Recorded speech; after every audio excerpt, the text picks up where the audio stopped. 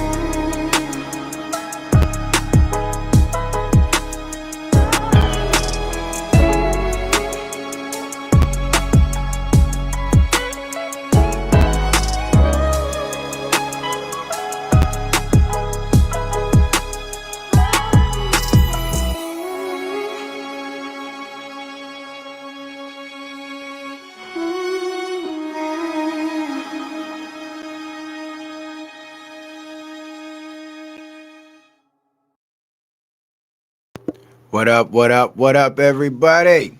Can y'all hear me? Can y'all hear me okay? Can y'all hear me out there?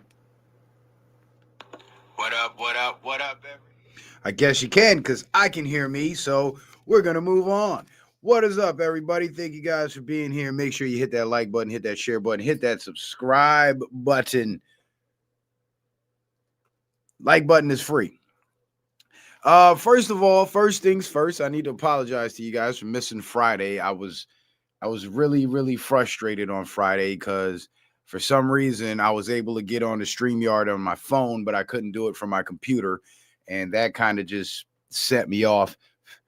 And that was like the icing on the cake after having like one of the worst days on the job that I've had all year. So forgive me for missing Friday. I probably shouldn't have, but it is what it is. That's in the past and we're here now. So let's talk about it, right? And I'm kind of glad that I did miss Friday. because the content that I had put together for Friday, I now have more to add to it. So instead of giving you guys part of it on Friday and then the rest of it today, I could just go ahead and give you everything today. And one of those things is the symbolism here in this image on the thumbnail, hence tonight's topic.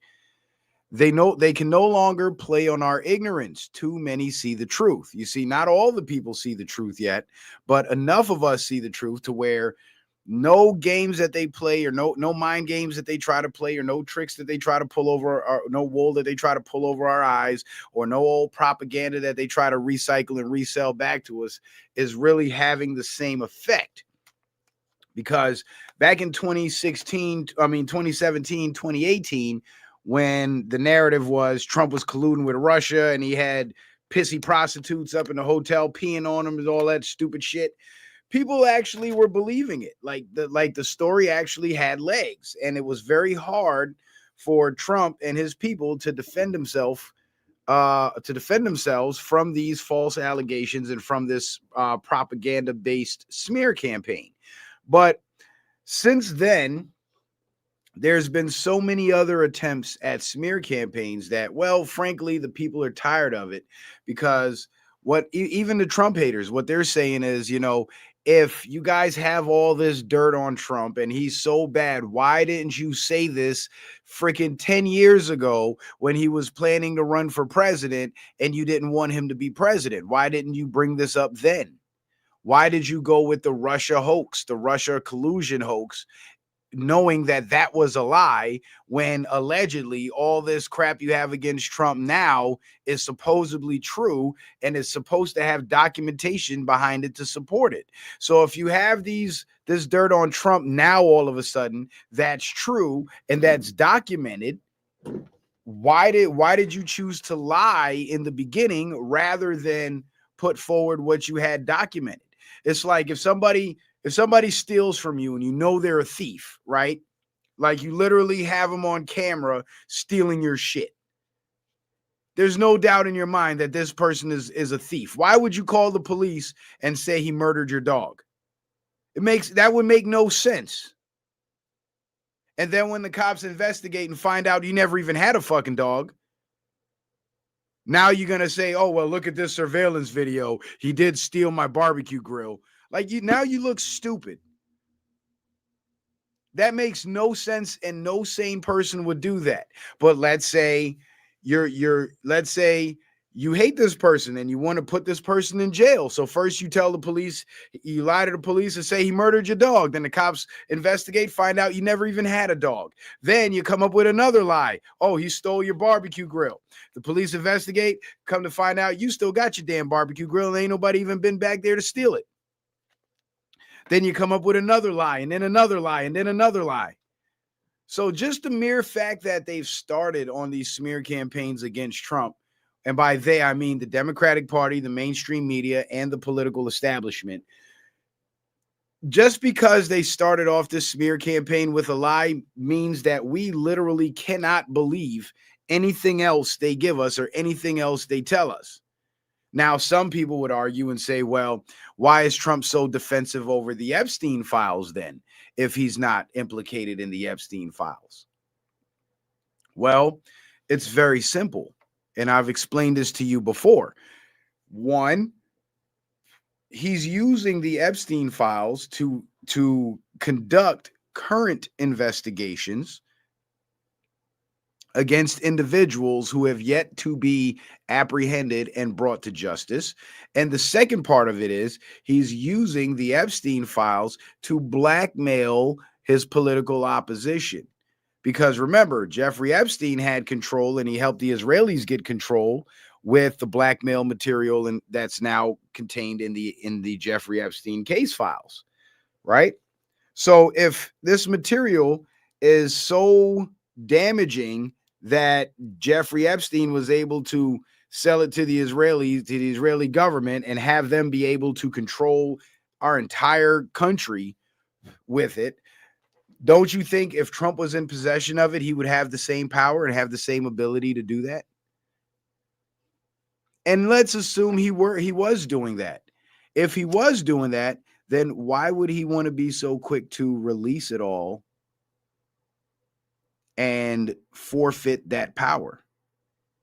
Now, these are just theories, of course, because we don't know for a fact that that's the case. But to me, that would actually make more sense than him hiding the files because allegedly he's in it. Because again, if Donald Trump was down with Epstein like that, he would have did the same thing every other president did.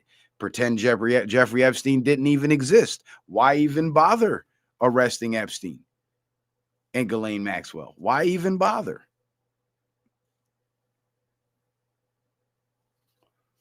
There's a million other things Trump could have done to gain the support of the American people rather than risk his own good name by busting his pedophile friend, if that were the case. You see what I'm saying? So you got the smear campaign against Trump, which doesn't make any sense because it started with a lie. Then you got the whole Trump's down with Epstein thing, which doesn't make sense because if he were down with Epstein, he would not have prosecuted Epstein. That would make absolutely no sense. And if Trump was a pedophile and Epstein was the supplier of the victims, that's like if I'm a cocaine dealer and my plug is the supplier of the kilos that I buy from him and resell for a profit. Why the fuck would I use my political office to now bust the person that's supplying me? That would make no sense at all. Because until Trump came on the scene, Jeffrey Epstein, Lolita Island, that whole operation was pretty much flying under the radar. Because every person that came out and tried to blow the whistle on that operation, they either got whacked or they got silenced somehow.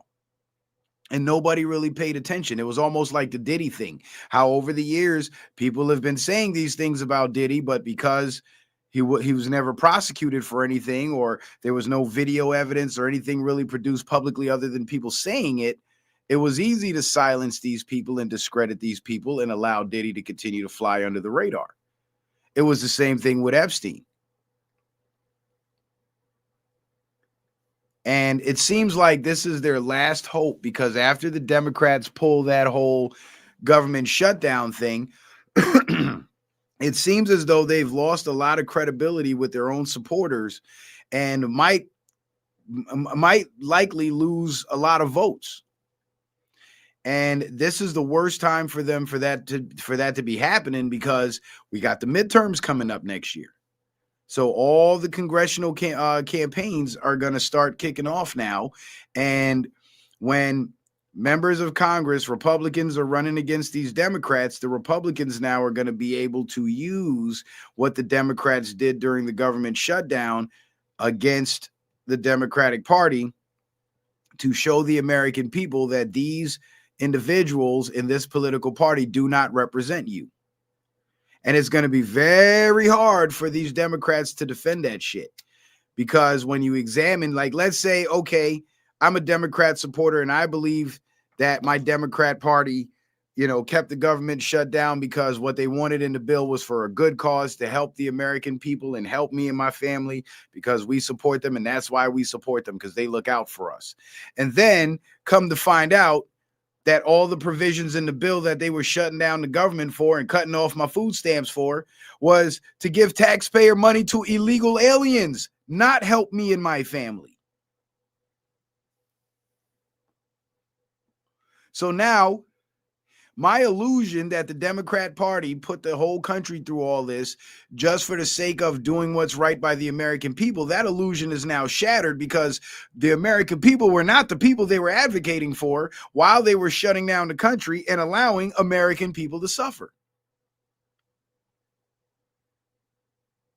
So it's going to be very hard for them to come back from this.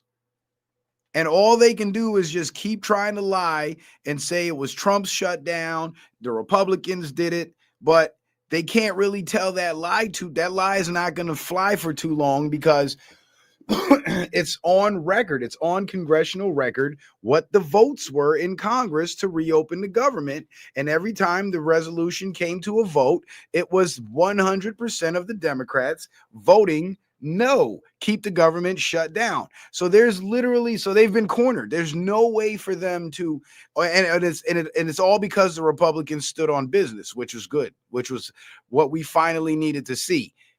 And this is probably why the Republicans were so hesitant to stand on business with these Democrats, because they know the Democrats would go nuclear and destroy the entire country just to get their way. And the Republicans probably didn't want to push them in that direction. But this time, that fear was not a factor. The Republicans did not cave. They stood on business, and the Democrats caved. And now we see the Democrats for who they are. Now, as conservatives, we've already known this. This is why we're conservatives. But for a lot of Democrat supporters, they're going to have a hard time coming to terms with this and trying to justify this in their minds as something that that the Democrats try to do for the sake of benefiting the American people.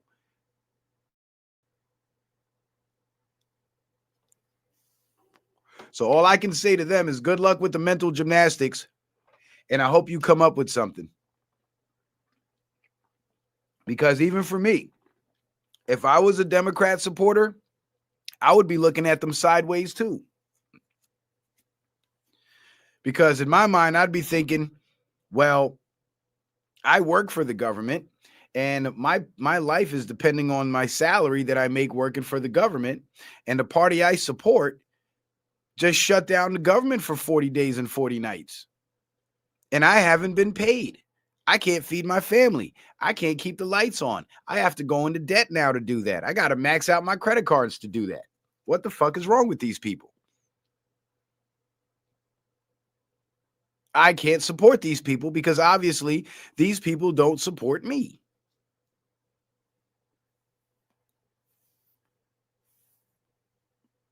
But not very many Democratic supporters are going to have such rational thoughts. But the good thing is there are some. There are some who are going to look at this and they won't be able to unsee what they're seeing. But I think for the most part amongst their support base, they pretty much got it locked down. And their supporters are going to keep supporting them no matter what. Hang on a second.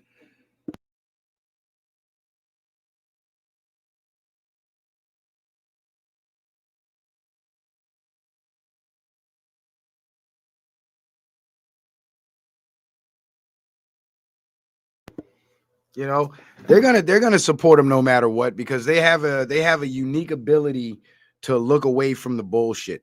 Why do you think all these black churches support the Democratic Party? Meanwhile, the Democrat Party supports homosexuality, abortion, and pedophilia. Because the people in these black churches who don't agree with that type of shit, they'll turn a blind eye to it.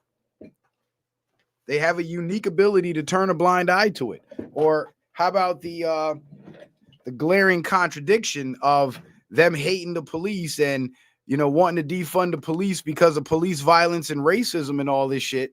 But then at the same time, their efforts to try to ban guns and take guns away from the citizens and demand that only the police should have guns.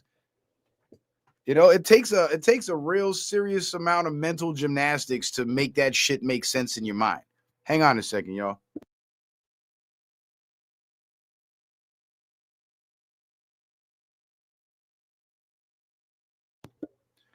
My chair is fucking up. I got to get a new chair. I hate these chairs. They don't ever work the way they're supposed to. Like, they got the air shock in them to keep them up, and for some reason it always starts to deflate and lose pressure. And I don't know why that is, but there's got to be a better way. There's got to be a better way, man. This would be like my third chair or fourth chair in the last 2 years, a year and a half.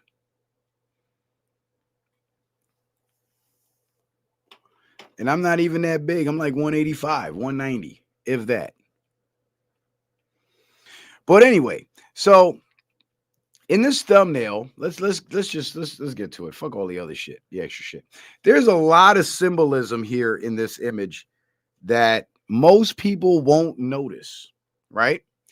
Now, of course, the first most obvious one is the Department of Defense plaque being changed, or the sign being changed to Department of War. right? So if this is the Department of War, who are we at war with? Well, this is a war between the people of the world who want to be free and the members of the royal family who want to maintain their system of modern day slavery. And these two groups on the secret society side of things break down to they're all Freemasons, they're all Masons, but there's the American Masons and the International Masons. And the International Masons are the doest thou wilt crowd, the ones that don't have to have any belief in a god or a creator in order to join the organization. Thus, you don't have to have a real moral compass in order to join the organization. And the American Masons, you have to believe in a god, because belief in your god gives you a moral compass, because your god comes with rules, of course. And that is one of the basic prerequisites to join the American Masonic orders, factions, I guess I should say. So on the surface, to the untrained eye, or to the uninitiated, I should say, you would see everybody doing Masonic hand gestures and everything. And you'd say, you'd want to say, well, they're all Masons, so they're all on the same team. It's all one big game. But then when you really study about the Masons and what they believe, you'll see that this has been a war that's been waging in that secret society for a very long time. And almost every war between the royal rulership, the kings and the monarchs, versus the peoples of those nations that rebelled against the rulership, there's always like this similarity where it's the people that want to be free fighting against the royal family that wants to keep them enslaved. And when you look at the royal family and what they believed in, there's a lot of Satanism, there's a lot of pedophilia, there's a lot of homosexuality, everything that we see being pushed by the establishment today. There was even stories that were told where, or sayings that were going around back in in England around Buckingham Palace and shit 100, 200 years ago, where people would say, or however long ago, where people would warn their kids not to go near the castle at night, because kids that went near the castle at night would disappear, because the monarch's henchmen and minions would be capturing those kids, kidnapping those kids, and using them in ritual sacrifices. And this is all, part of the belief system of the International Masons. And the International Masons align with the Democratic Party, whereas the American Masons more align with the Republican Party, the conservative side. And this is why on the left, you see all this moving of the goalposts, making up of new rules, the 1,000 genders thing and all that bullshit, the minor attracted persons trying to, minimize pedophilia to down to a sexual preference rather than a sexual depravity. This is where all that comes from. It comes from a group of people who are a part of a fraternal order that does not require a moral compass. So there are no rules of morality that exist there. So, and just like what the Bible says, right? Woe be unto those who call evil good and call good evil.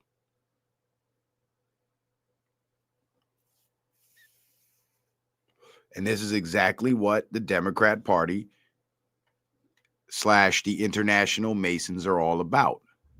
And that would actually explain why a lot of these foreign governments who also have Masonic ties and Masonic connections, these foreign governments who are members of the international Masonic orders, they have rules in their country that allow for systematic abuse of women and rape of children and all that shit.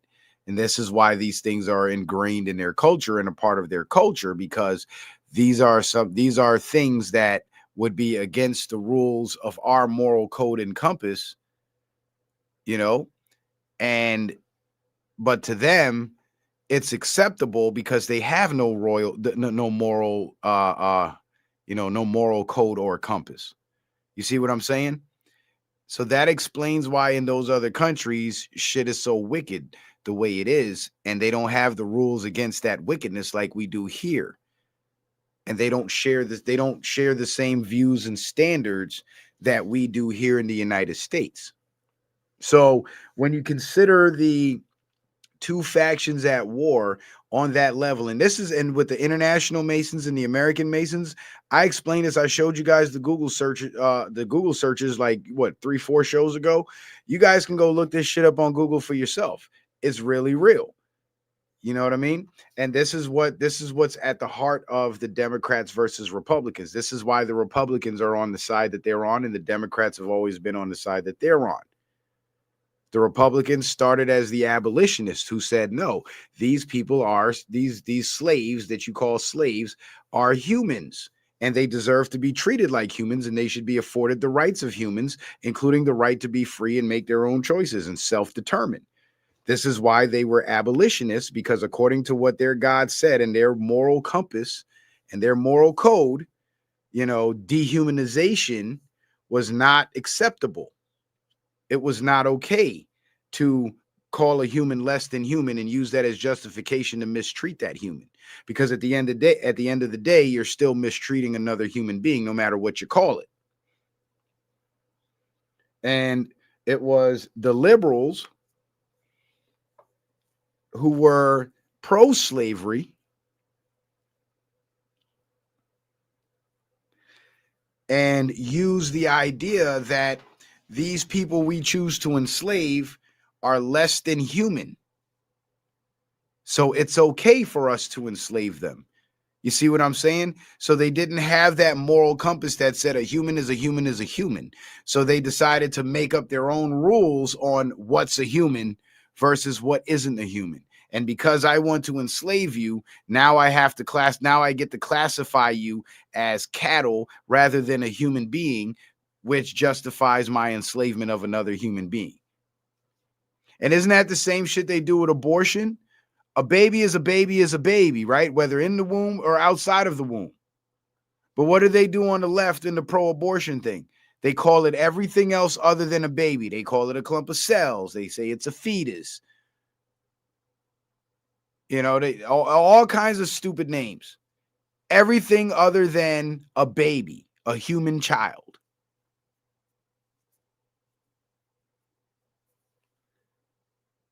So it's literally the same strategy being utilized in a whole different generation, in a whole different setting, but the overall strategy of make up the rules as you go is what's being used by the very same group of people who have been using that strategy since slavery and beyond.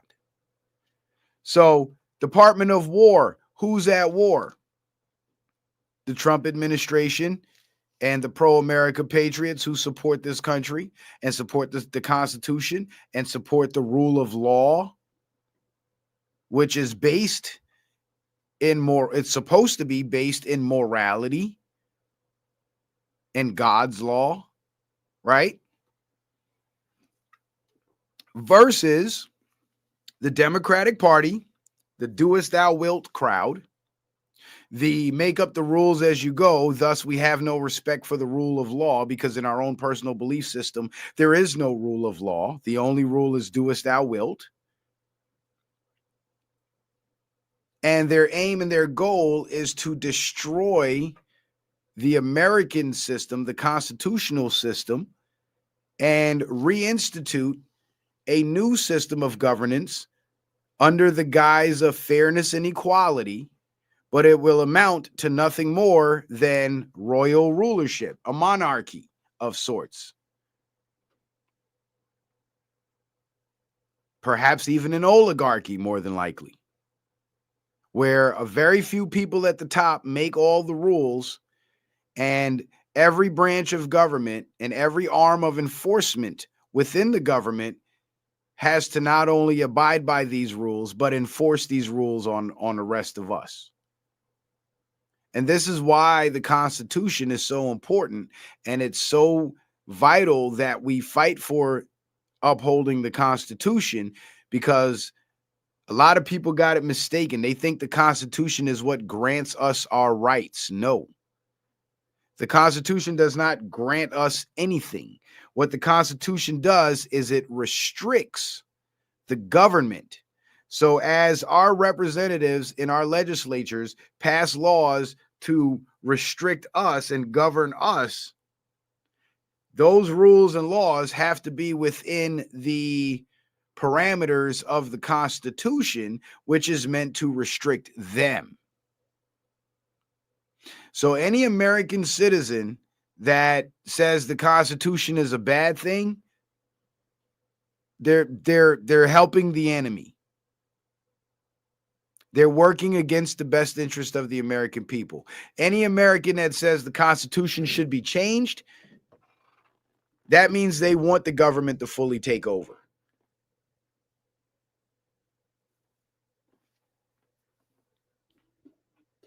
So who's at war?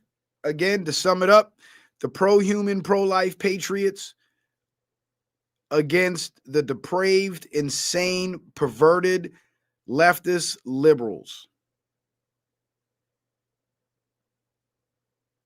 and their allies in both political parties, in every branch of government, and in every state, local, county, and city government. And it's not a war of arms. It's more like a war of attrition.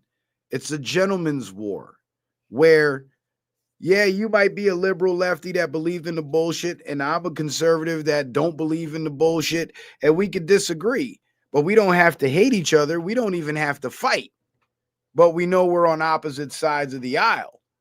So essentially, we're enemies without enmity, meaning we understand that we're opposed to one another when it comes to our beliefs in what's proper public policy, but we don't have to personally hate each other because of that.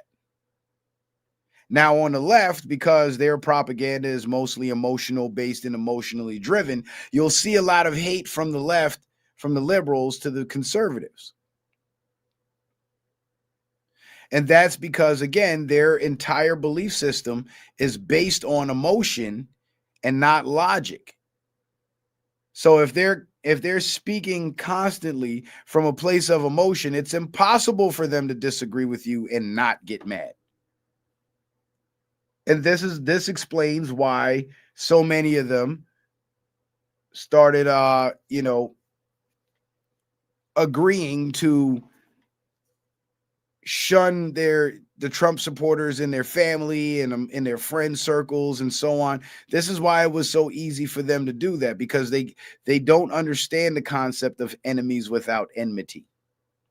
Even though this has been the way of American politics until now. Because there were people who supported Bush and didn't support Bush, but they weren't fighting each other and calling each other names. There were people that supported Obama and people that didn't support Obama. There was a lot of name calling, but it wasn't to this level.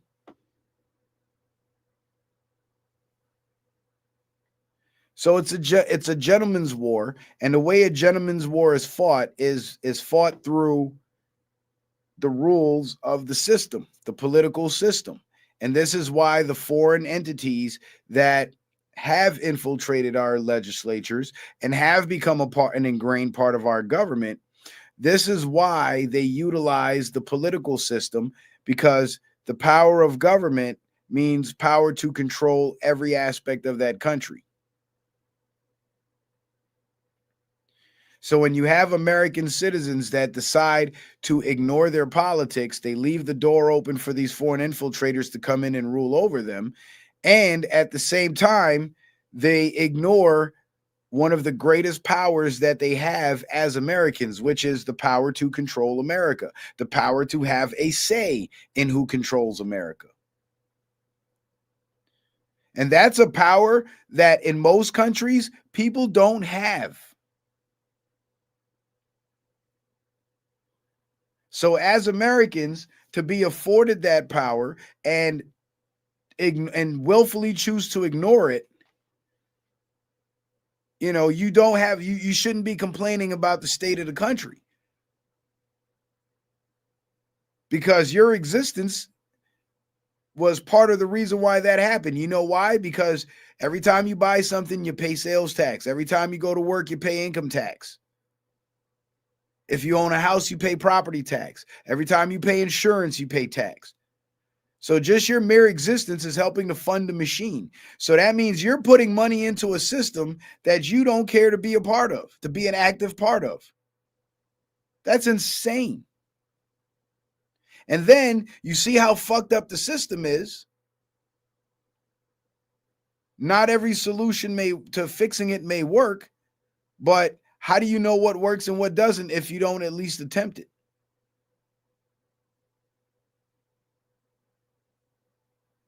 And getting involved in the political system is the easiest way to attempt that. I've seen it work. The first time voter turnout, 15% for Donald Trump in 2016, is what won him the election. And again, these were people who had never voted a day in their lives. But they found their way out there and they gave their support to Donald Trump, and it was enough to put him over, to put him above Hillary. And what they did by doing that is they saved us from another 8 years of hell. Even if you don't like Trump and didn't like Trump from the beginning, you would have really hated Hillary, because she would have been destroying everything while the news is broadcasting how wonderful she is. Kind of like what they did with Biden, right? Gas went up immediately. Groceries went up immediately. But in the news, the economy was doing great when everybody was like, what the fuck are you talking about? I could barely pay my bills. But the news was steady gaslighting and lying. And that's what would have been going on if Hillary would have got in.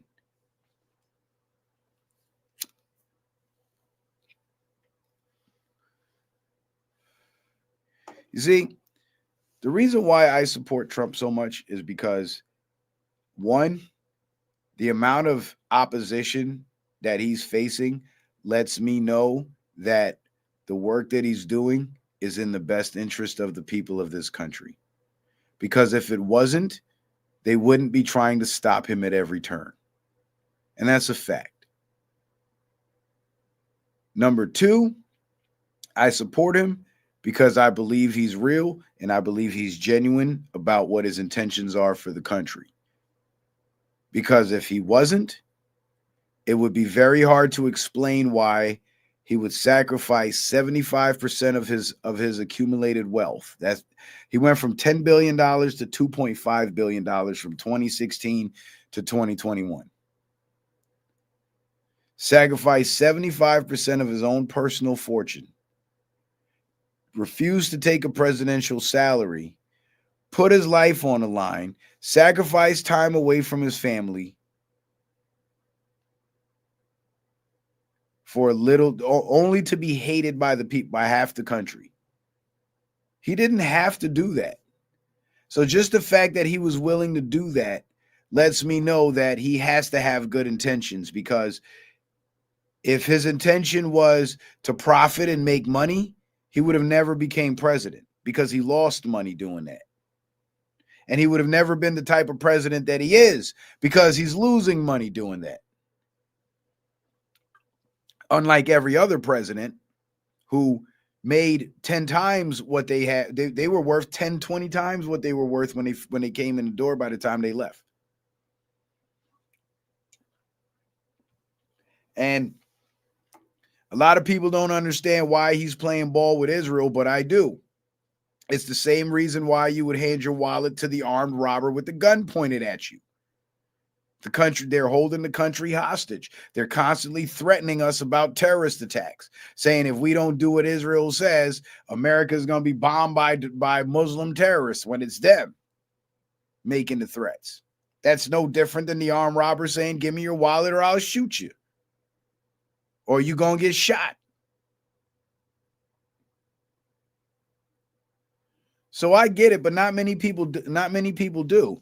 And he only has to play ball long enough for the military, who's currently being deployed to several American cities with the special forces units attached to them. The military, he has to do it long enough for the military to get all these sleeper cells and these hit teams that are going to be used to terrorize the American people and shed American blood if Trump doesn't play ball. He has to get rid of all of those people, or at least thin out their forces enough to where they won't be nearly as effective as they would have been before he starts kicking Israel in the head. But what I wish more people would pay attention to is the fact that we're hearing a lot about Trump Israel in the news. And sometimes it's Trump Israel are cool. Sometimes it's Trump and Israel ain't cool.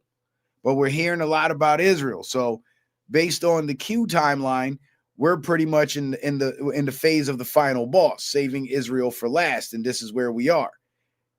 And because Israel and those people and that government it tends to be at the bottom of all these rabbit holes when it comes to, terrorism, human trafficking, child trafficking, pedophilia, etc. Taking them down would strike a huge blow to the entire establishment that we're at war with. But it has to be executed perfectly because we only got one chance.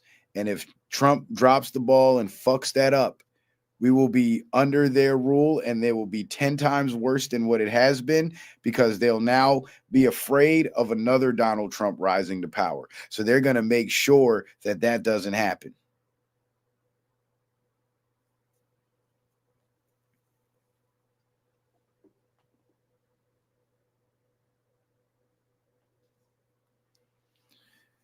So if the plan fails and Trump does not succeed, we're in for some shit. I'm telling you right now.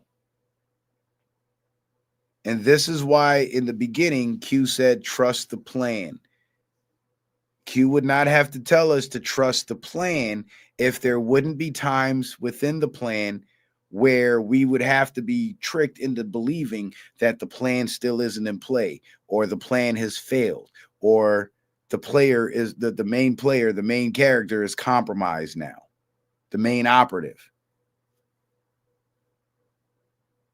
You wouldn't have to trust if there wouldn't be situations where you would feel doubt. Trust is not necessary when doubt doesn't exist. So there has to be, so when Q says trust the plan, that's your indicator to let you know that there will be times when you would have to doubt if what's being broadcast and what's happening is actually happening. And I'll tell you right now, I've never doubted. And every single time I've seen the outcome. And I understand how it's being played. People are mad at Trump about the COVID vaccine. A lot of people, and I explain this over and over again because there's fresh eyes constantly circulating in here, and I want people to get this. I want people to get this and understand this. When COVID happened, Trump was, cheering for the vaccine. He even did Operation Warp Speed to fund the vaccine companies to help them put out the vaccine faster. So everybody's mad at Trump about the vaccine. But what they fail to realize, because they were ignorant, is that it takes 3 to 10 years for a vaccine to be properly tested before it could be brought to market and even mandated, under given the right circumstances, like, I don't know, a pandemic. But if the vaccines don't undergo at least 3 to 10 years of testing, they're still in the testing phase. So even if they're brought to market, they're still considered experimental, thus by law, can never be mandated under any circumstances. So what Operation Warp Speed did was it provided the pharmaceutical companies with a lot of funding, but they had to sign contracts and make agreements to get this funding. That was the way to get them to sign on. and agreed to being a part of the plan unwittingly. So while they thought they were getting ahead because they're getting all this money from the government, their entire operation to mandate the vaccine was being undermined from the beginning, because part of the stipulations of getting that money was they needed to have a vaccine, a product to bring to market in 12 months by December. And guess what? Within 12 months, 30 billion doses of COVID vaccines from Pfizer, Moderna, and Johnson & Johnson were on the market, ready for the mandate. But guess what? The mandate came, they got away with it for a couple of months until it went to court, and the courts decided that the mandate cannot be upheld because the vaccine is experimental. Operation Warp Speed ensured that the COVID vaccine remained in the experimental category, thus it could never be forced on anybody, at least not legally.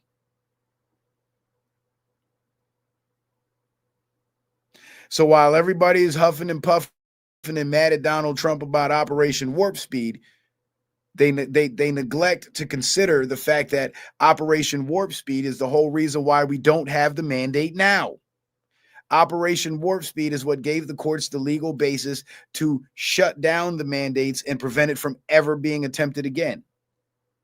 Now, let's go with the emotional folks that are mad at Trump about that, and let's say Trump did what they wanted Trump to do and not fund the vaccine, right? Not do Operation Warp Speed. Guess what would have happened? Those pharmaceutical companies, they would have still put out the vaccine themselves, but they would have had the media drag on the pandemic for another 2 years. So we would have went 2020, 21, and all of 22. That's your 3 years. And then by the end of 2022, then they would have been rolling out this brand new vaccine that's been fully tested and ready to mandate. And then they would have mandated the vaccine, and everybody would have had to take it to go to work forever. And that's the way life would have been moving forward without Operation Warp Speed.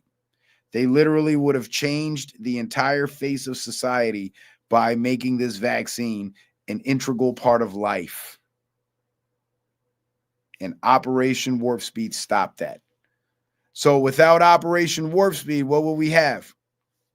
We would have had 2 more, 3 more. We would have had a few more years of lockdowns, fake death numbers being broadcast in the news, hospitals committing mass murder and blocking family members from entering, schools being shut down and kids failing and falling behind, losing the social interactions, gagging ourselves just to buy groceries,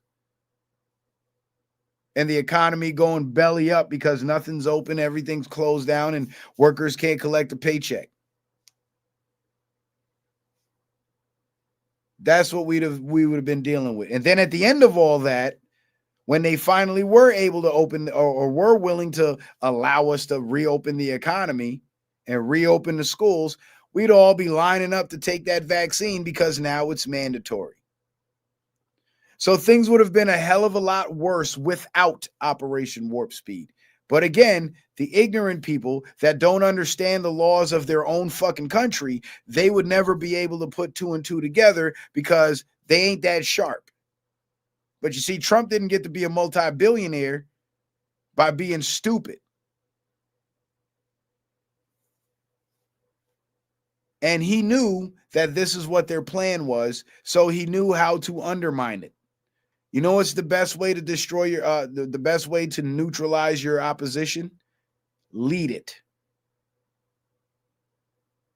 And that's what Trump did. He neutralized the opposition by taking the lead, by giving them the money, the funding for the vaccine, but making them sign contracts that undermined their plan to mandate the vaccine. And they too, the vaccine companies, they too were ignorant, because they really believe that they can put this product out in 12 months and still mandate and still have the courts and the government mandate that American citizens use their product. And they fell for it. So while Trump was bigging up the vaccine and funding the vaccine companies with Operation Warp Speed, everybody was mad at Trump. There was a lot of doubt. People stopped trusting the plan. They started doubting the plan. But I trusted the plan because I understood how the law works and I saw the play. And the plan worked and the play worked. And now we're vaccine free. Now we don't have to take that shit. And at this point, anybody who takes it is just a fucking fool and shouldn't be here among free people. They don't deserve to be. Because if you're willing to give up your right to not have unknown substances injected in your body just for the sake of some propaganda you fell for, you're not fit to fight this war. You're not fit to have a free country. You deserve to be ruled over and governed because that's the way you operate. You were told to roll up your sleeve and take this poison, and you rolled up your sleeve and took the poison. That means when the next time the slave master comes around and says, put these chains on yourself, you're going to put the chains on yourself. Or even worse, when the slave master comes around and says, hey, put these chains on your fellow American, you're going to put the chains on your fellow American. I mean, they kind of tried that with COVID, right? They were encouraging people to try to bully other people who didn't want to wear a mask into wearing a mask. So in essence, we kind of did see that happen.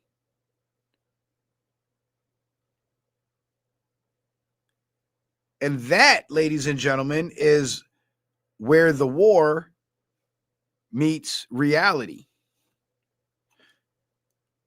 Where this gentleman's war becomes a little less of a gentleman's war and more of a kinetic war, because now we have a huge faction of our population ready and willing to take orders from the media and the political establishment. And if those orders include committing violence against us, which we've also seen, they are going to fucking do it.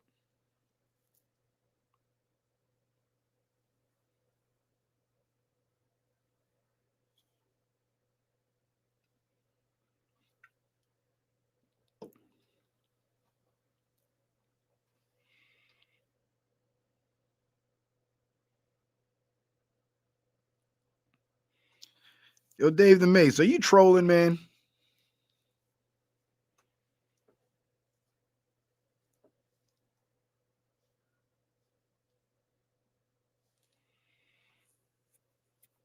I hope you're not trolling, man. I kind of like it, Dave. I don't want to have to block you, bro. Okay, he says nope. I sure hope not, because you're saying things and I'm not really understanding what you're saying, but it could be because there's the delay and you're hearing me maybe 30 seconds to a minute after I say it. So when by the time you chat and you respond, I'm talking about something else and I'm seeing your response and I don't know what the hell you talk about. So maybe it's just me. The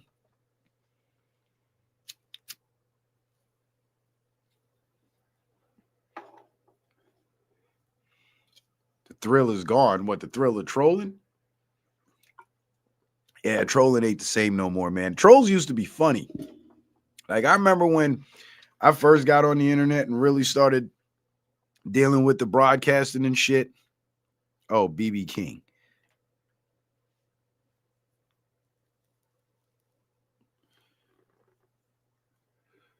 Like, trolls used to, like, they'll call in the shows on StreamYard and they'll have their camera on and they'll be sitting there looking normal and shit. Then next thing you know, they'll turn their camera off and then the camera would turn on and then it'd be like their whole ass in the screen. Like, that shit was funny. Like, they would do funny shit like that.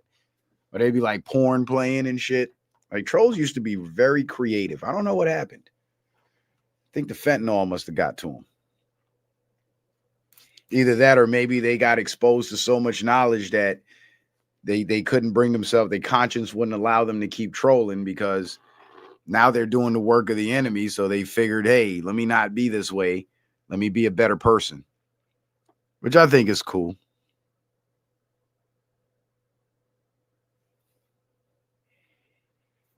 Tommy into Portland. Dave, are you lying to me about not trolling? I'm starting to think you're trolling. But anyway, let's move on. The symbolism. So Department of War, who's the war against? The people versus the establishment. Now, you see in this picture, Pete Hegseth. This is Pete Hegseth, the Secretary of Defense. All right, Dave, you can go, buddy. I tried, man. I gave you a chance to try to save yourself, and I guess you're just too stupid or too gay to figure it out. So, see you later, pal. Anyway, so the angle on this photograph, I'm sure you guys would notice this tattoo on Pete's arm. And upon closer examination, it appears to be a snake. It looks like it's coiled up around a post and coming off the post, and it's making this like S symbol. Now, this is ancient symbolism because the free peoples of the world revered the serpent. This is why in the modern religions that again were given to us by the royal families, the serpent tends to be demonized. But in the real, well, not the real, but in the ancient spiritual systems, the serpent was revered, and the serpent was seen as a symbol of life itself, the coil for the spiral, and that sine wave. Let me go back to it if I can. And that S shape for the sine wave, which represented the continuity of life. The spiral represented the origin of life, which was the point of singularity. And the sine wave represented the continuity of life, the continuation of it, which was also equivalent to the outer rings of the spiral, which, tend to look like a, am I still sharing? No, I'm not. Which tend to look like a ripple effect. Sorry, a ripple effect. So I thought that was very telling because that serpent symbolism is actually representative of what the ancient spiritualities, the ancient spiritual systems, the believers in the ancient spiritual systems believed. What the hell?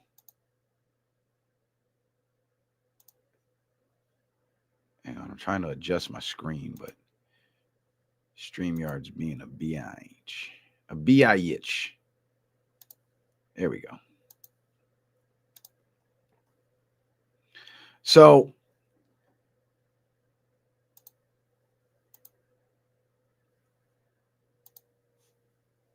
in looking at this,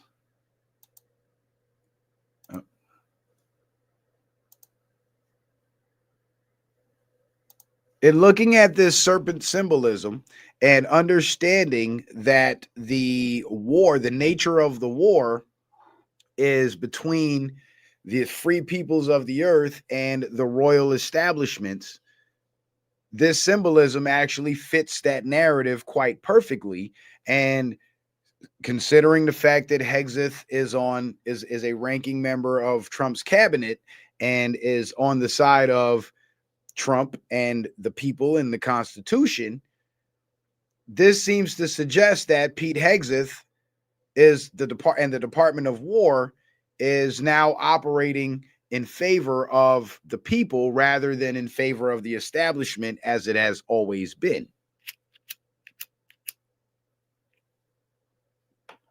Right?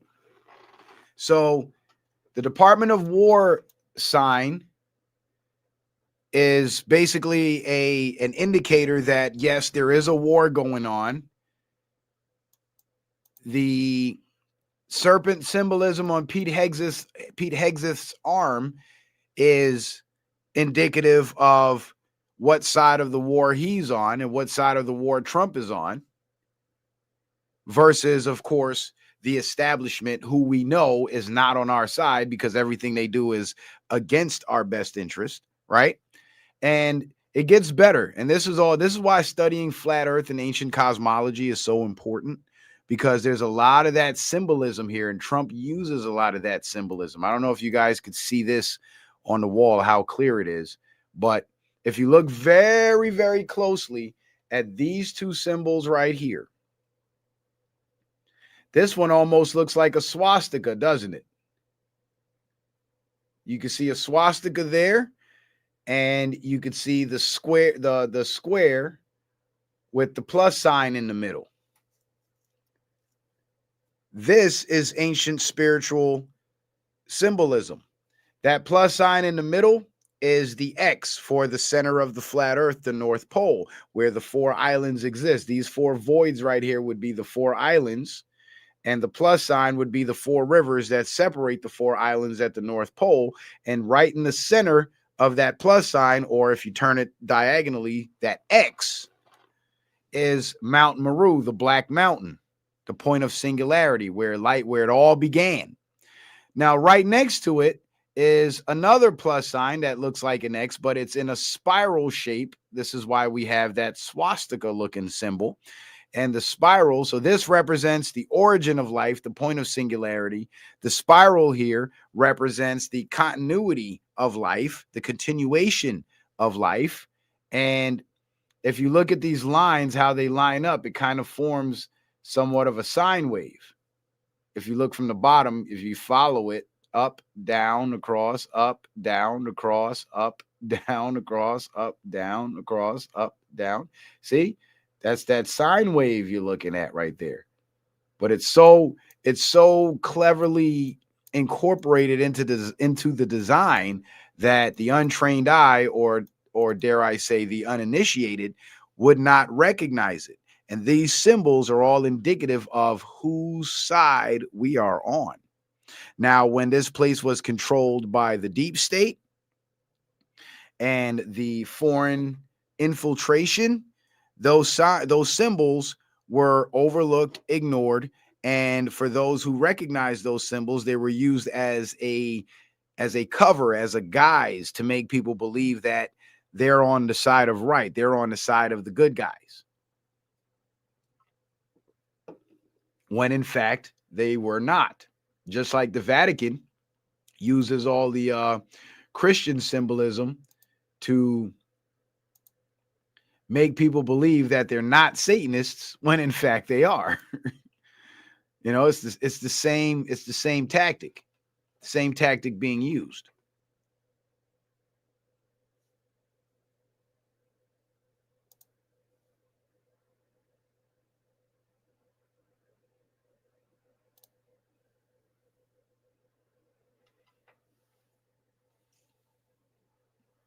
So I thought that was pretty interesting to share with you guys. The symbolism, the ancient cosmology, these are all things that are indicative of who's on what side. Now, I usually do this at the beginning of the show, but I totally forgot. So I guess I'll do it now since we're already an hour in. Please don't forget to go subscribe to the Citizen Man Backup channel. If you haven't subscribed to the Backup channel, please make sure you do. Also, follow me on Rumble. If you're not following me on Rumble, I'm telling you right now, you're missing out, man.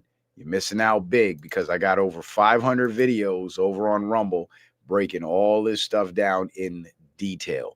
So get over to Rumble. Give me a follow. Check out the content. Over here on YouTube, you're going to find some political content, but mostly flat earth content. So there's not much on Citizen Man TV that you can get other than my most recent political streams, because every once in a while they'll do a sweep. They'll flag my channel, and then they'll take down all my political content because, well, it's too informative and it's breaking too many people out of their ignorance. So in order to keep you ignorant, they got to censor the knowledge.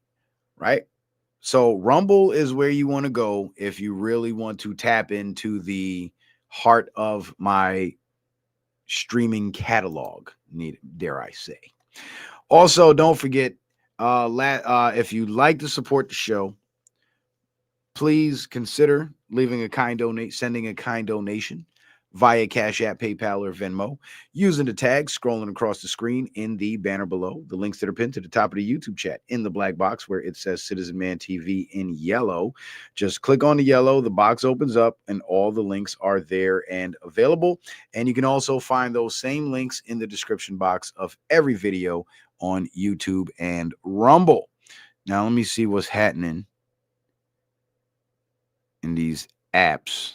Oh shit, I forgot. I got 2 Cash Apps now, so I have to check both of them. I got $ Citizen Man, and then I got $ Jaden Ben, which you see there on the screen. That's the one that I use mostly, but I'm probably gonna change it to $ Citizen Man. But I'm kind of scared to because I've been using Jaden Ben for so long. I guess I'll post both. Maybe posting both would be helpful.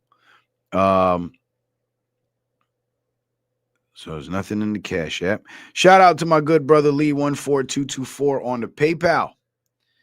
He says support for the Sunday show.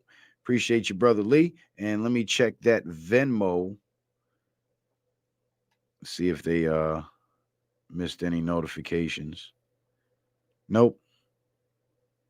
Venmo is on 0. So we got one PayPal, and the red X through the PayPal is just to remind you guys that PayPal censors comments. So if you say something that's a little too deep that they may not like, they'll freeze your account and mine and try to take our money and force us to count each other's ball hairs before we can get our accounts back. So let's not put ourselves in that predicament, shall we?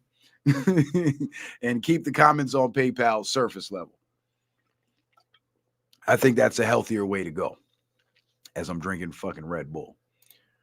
But anyway, let's get this thing started. So, newly released Jeffrey Epstein emails, now made public by the House Oversight Committee, mention President Trump prompting a scheduled House vote next week on releasing all Epstein files. In response, President Trump says he will ask Attorney General Pam Bondi to investigate Epstein's ties to political opponents like Bill Clinton and Larry Summers, calling the focus on him an Epstein hoax. And of course it's an Epstein hoax because, again, they had 4 years of Biden from 2021 to Inauguration Day 2025, and they never released the files. They had the files the whole time, and they never released them. So, yeah, it's a fucking hoax. But they're pushing it so hard that they're actually getting, they're still able to get some people to believe it. Foolishly, because after seeing the establishment lie so much about so many things, why would you believe they're telling you the truth about Trump? And they got a lot of people fooled like that. Even reasonable, well-meaning people that know not to trust the media. They don't believe shit the news say, but let them come out and say something bad about Trump. They're all over it like it's the gospel.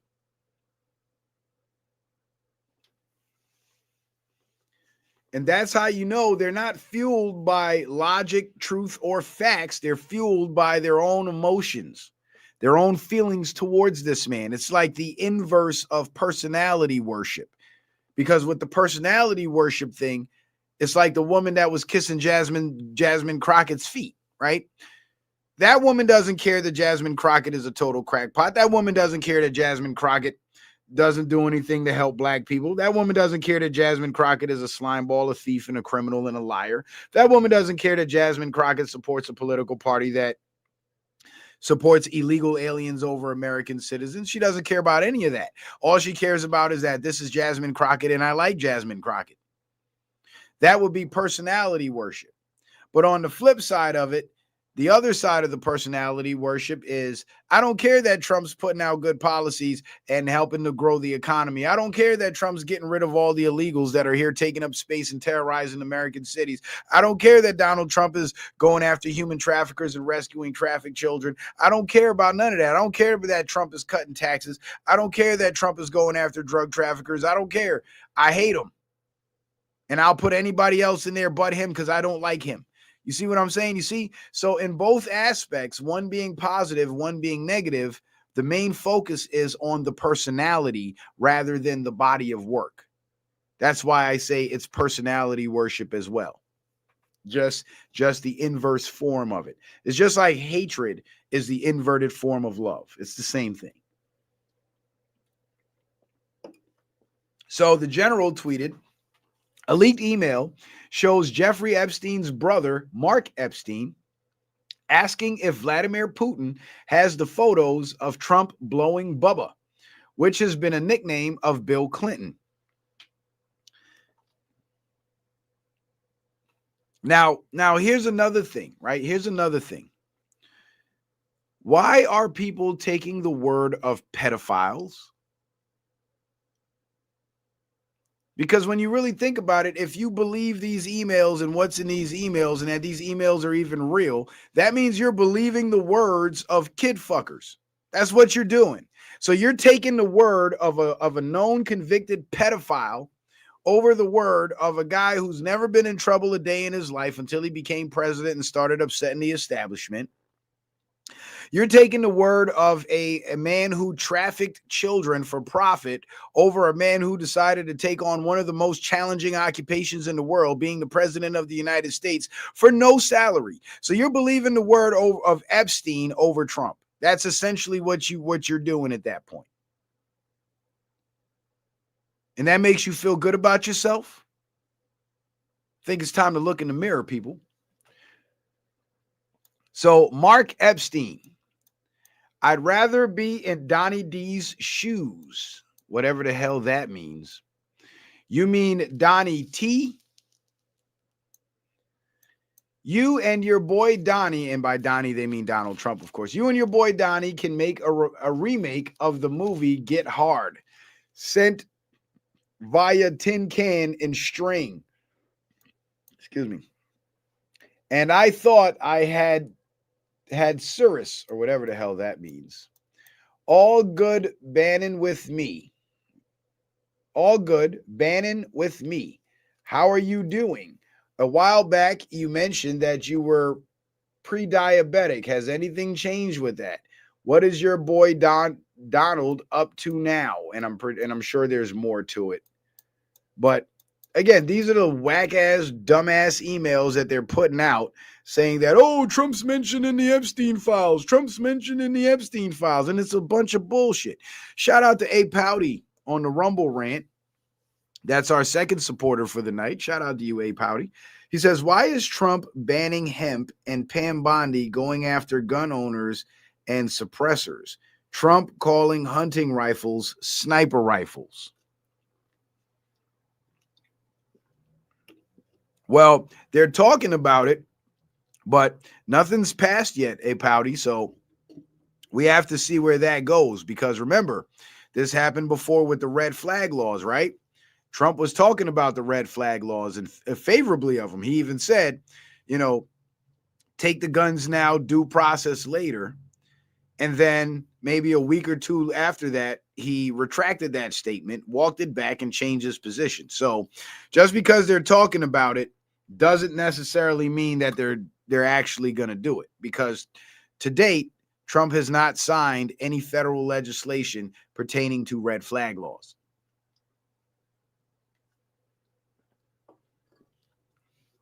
So that's one we'll have to wait and see how that plays out. But there's always a chess move at play when you see shit like that going on. Just know that. So again, they're pushing this narrative, but people aren't buying it anymore, because we are no longer that ignorant to the fact that they've tried this before. We're not ignorant to the fact that Donald Trump and Epstein were cool at one point until Epstein did some not so cool shit, and Trump and Epstein were no longer cool after that. You remember? Right. We do remember. Hang on a second. I got to adjust the my heater vent. Hold on.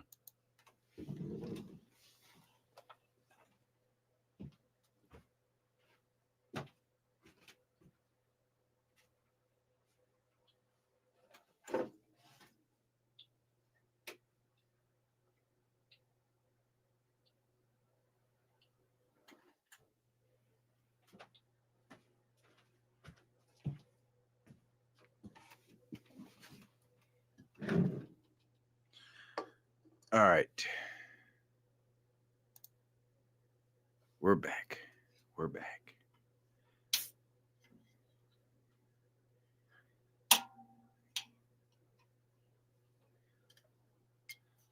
Iron FE says, I left PayPal when they said they were going to censor language and take the fines out of accounts without due process. Yeah, I had an experience with that,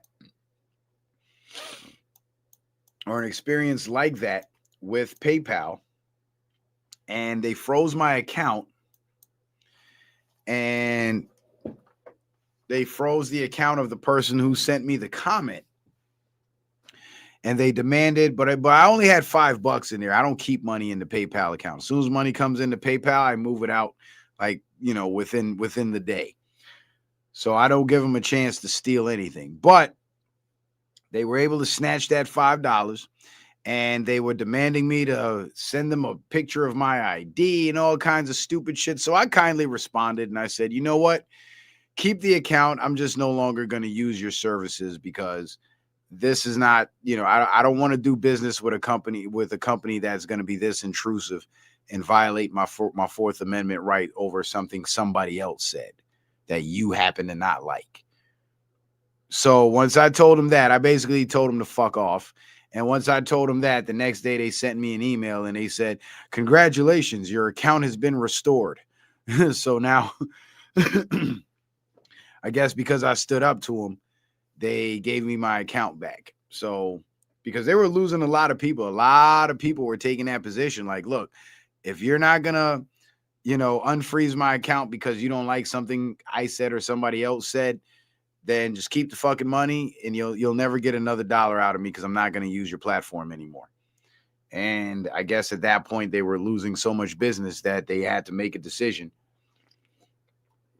and they caved to the pressure, because if their funding comes from we, the people using their platform, then collectively we have the power to dictate how that platform would operate, simply by voting with our dollars, using different platforms that don't do that, and let them go under. That's capitalism. Because fortunately, PayPal does not have a monopoly on digital transactions. So had they kept up with that bullshit, what would have happened was their platform would have failed, and other platforms would have, taken over that market. So in order for them to remain competitive, they had to fall in line with the other platforms and quit doing that shit, or at least quit doing it so much, or being so severe about it, or so sensitive about it, I should say. Now, when it comes to YouTube, there's not very many streaming platforms that are as large as YouTube. So when YouTube started censoring, it was hard for a lot of people to pull the plug and walk away, because so much of their livelihoods were tied to YouTube that they were forced to stay on the platform and comply. But what started happening was other streaming platforms started getting their capabilities up, because I remember when Rumble first started, their company began or their platform was launched in direct response to the YouTube censorship, to provide a platform for people to broadcast without being censored like they are on YouTube. And they didn't have the streaming capabilities like they have now, but over the years, they've definitely improved, and now they're operating at a level of functionality that's quite similar to YouTube. And a lot of YouTubers that aren't allowed to have platforms on YouTube have moved over to Rumble and taken their audiences with them. And now, after YouTube being being in operation for like 20 years or some shit like that, over 20 years, now you got Rumble that's been around 5-6 years maybe. That's damn near neck and neck with them, which means over the next 20 years, Rumble is projected to surpass YouTube. And YouTube is now going to become a thing of the past. And all the important stuff and all the good information, you'll find the knowledge you'll find on Rumble. But if you want to watch porn and clown videos, you'll come over to YouTube, because that's all they'll be able to host with their censorship. But the people with the real knowledge and the real information, they'll move over to Rumble and other platforms that don't censor. You know what else is going to happen as the YouTube space starts to lose steam and die down? the agents and the plants who are there to spread mainstream media or parrot mainstream media propaganda, they're going to follow the crowds and the truth tellers over to Rumble, and they're going to start broadcasting on Rumble and bring their audiences with them on Rumble. So as a ripple effect, as the truth tellers move to a new platform, the trolls, the agents, the plants, the propagandists, they're all going to follow suit, which is only going to boost Rumble's numbers even higher. And that is what's going to cause Rumble to surpass YouTube. At least according to my projections in the near future. I want to say the next maybe 5 to 10 years. If they continue to grow at the rate that they're growing. So this lady here, this is Marjorie Taylor Greene, right?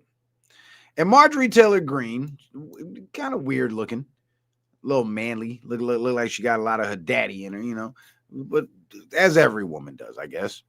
I'm so glad my daughter don't look like me. Boy, I would have been mad. But anyway, Marjorie Taylor Greene has been one of the biggest supporters of President Trump, one of the most vocal supporters of President Trump in Congress. And now there is some sort of divide between Marjorie Taylor Greene and Trump, so much so that Trump is attacking Marjorie Taylor Greene and talking bad about her, and Marjorie Taylor Greene is calling out Trump for things that she believes he's doing that he shouldn't be doing, or things that he's not doing that he should be doing, mainly pertaining to the Epstein files and the Israel thing, right? So it's kind of hard to pin down what's really going on here. But what I think is happening is one of two scenarios.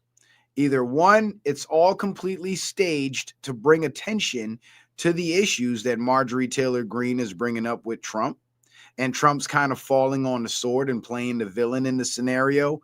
But just by allowing the scenario to play out, it's bringing attention to these particular issues. So they're kind of doing like what Trump did with Elon, right? Remember when Elon came out and said Trump's in the Epstein files, and then a week later he walked it back and said he went too far and shit, and then they became friends again? That was a play. People thought Trump and Elon was really beefing. That was a play. So we've seen this play before. So it's not beyond the realm of possibility that that could be what's going on with Trump and Marjorie Taylor Greene right now. They're creating controversy in order to bring attention to the issues at the heart of the controversy. That would actually be quite a brilliant way to make people aware of things that they otherwise wouldn't be aware of. Because just getting on camera and preaching about it may not get as much attention, but if we get on camera and beef about it, it's going to get a lot of attention. So that's one scenario. The second scenario would be that Marjorie Taylor Greene is a leftist implant, and her job was to be one of Trump's biggest supporters. And then when it was time to turn on the next smear campaign, like the Epstein thing, she being already seeing as though she had already solidified herself as a Trump supporter in the Trump camp, she would then now be activated to go against Trump and kind of use her position to bolster the idea that Trump is in the Epstein files, just like the fake news is saying. And I know most people would be like, well, how could she be an implant? She was all for Trump not too long ago. What happened? Well, this ain't the first time we've seen this happen. And this is how infiltration works. They come in, they pretend to be on your side, and then when it's time for them to activate and switch sides and throw you under the bus, they do.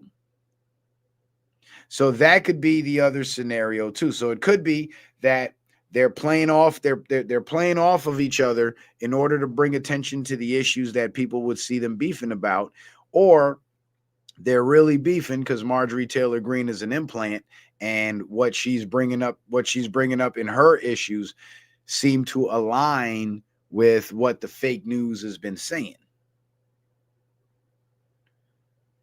And honestly, After seeing all the infiltration operations that I've seen, I'm leaning more towards Marjorie Taylor Greene is an infiltrator, or she had been compromised at some point, and now she's being used as a catalyst to bolster the Trump is in the Epstein files narrative. Because if you got the whole left saying it, that's one thing. But if you get somebody who's viewed as a big supporter of Trump to say it, that puts more weight behind what the liberals are saying. So in other words, her antics are being used to help push the narrative. And I'll tell you the God honest truth, I don't trust women in politics because I've seen too many women in politics reveal themselves as implants, switch sides at crucial moments, and help push narratives that were false. I've seen too much of it. So when it's a female politician, regardless of what side that she's on, and there's some controversy surrounding, who she's actually loyal to, my first thought is she's an implant, she's a traitor, and she's being activated. And it sounds sexist and misogynoir, or whatever the fuck the word is that they done made up.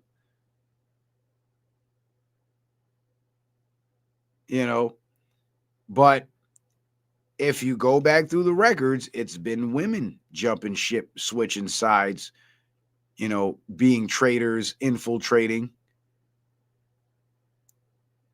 So it's hard not to look at it from that angle. But let's take a look at what's being said. Representative Marjorie Taylor Greene, Trump's fighting to stop the Epstein files from coming out. Trump just attacked me and lied about me. It's astonishing, really, how hard he's fighting to stop the Epstein files from coming out. I have supported Trump with too much of my precious time, too much of my own money, and fought harder for him even when almost all other Republicans turned their back and denounced him. But I don't worship or serve Trump. For me, I remain America first and America only. Yeah, I can respect that.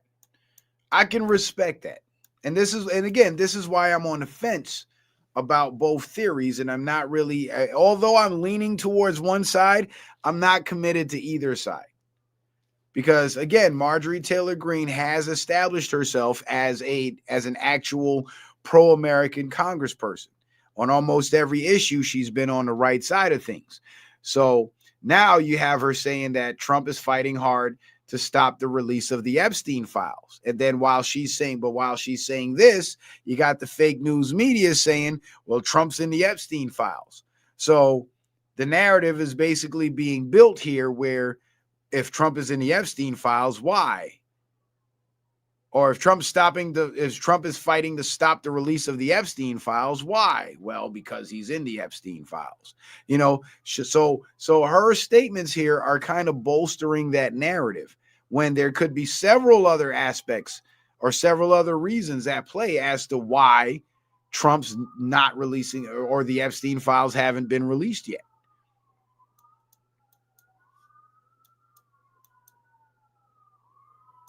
Yeah, there's a lot happening.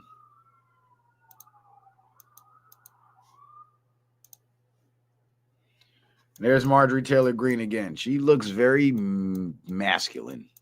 But she's cool people, though. She's cool people. So Marjorie Taylor Greene is saying her life is now in danger because of President Trump. So this statement right here, this kind of made me scratch my head. Because this is not how Donald Trump operates. And what Marjorie Taylor Greene is accusing Donald Trump of in this statement does not really fit the bill for how Trump operates and how his people operates. But it does fit the bill for how the liberals and the left and the establishment operates, because this is something they do. So Marjorie Taylor Greene is saying her life is now in danger because of President Trump. I am now being contacted by private security firms with warnings for my safety, as a hotbed of threats against me are being fueled and egged on by the most powerful man in the world, the man I supported and helped get elected. Aggressive rhetoric attacking me has historically led to death threats and multiple convictions of men who were radicalized by the same type of rhetoric being directed at me right now. This time by the President of the United States.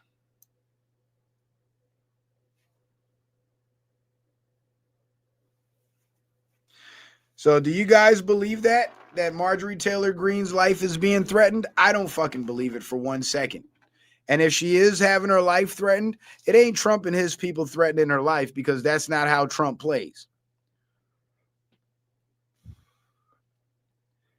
Because first things first, if you're doing something that warrants, a death threat, like an act of war, and you're declaring yourself to be an enemy of the United States, where the laws of military, the code, what's the word? The law of armed conflict can be applied, then he might death threat you. But he'll threaten you himself, and he'll say it publicly. So all this that Marjorie Taylor Greene is saying about her receiving death threats, it sounds like a victimhood play, and this is indicative of what the left and the establishment would do. So there's 2 strikes in my book against Marjorie Taylor Greene's credibility, to where, her being on Trump's side is a possibility, or is not a possibility, and her being a plant is a possibility. Strike number 1, what she's saying about Trump and the Epstein files is only serving to bolster the mainstream media narrative about Trump and the Epstein files, which is a false narrative. And now you have her trying to paint Trump out as some kind of mafia boss, where she's claiming that Trump is threatening her life, when this whole playing the victim thing is indicative of what the liberals do. And the fake death threats is indicative of what the liberals do as well. And the real death threats is indicative of what the liberals do to their own people and to the people on the other side. So if Marjorie Taylor Greene really is receiving death threats, I highly doubt they're coming from Trump or anybody that works for or with Trump.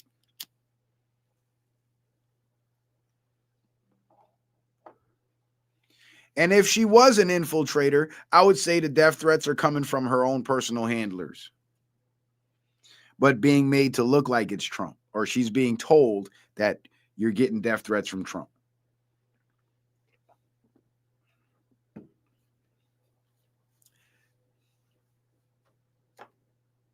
And again, Marjorie Taylor Greene is a member of Congress, so she has access to the Epstein files.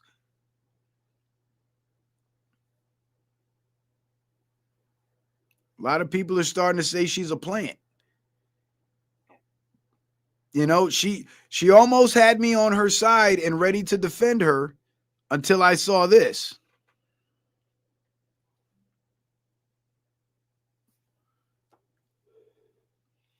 This is some liberal bullshit.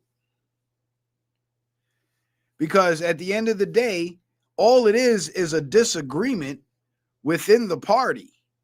It shouldn't resort to death threats. So why are we talking about death threats? Who's sending you death threats? Trump don't send death threats. Trump sends death.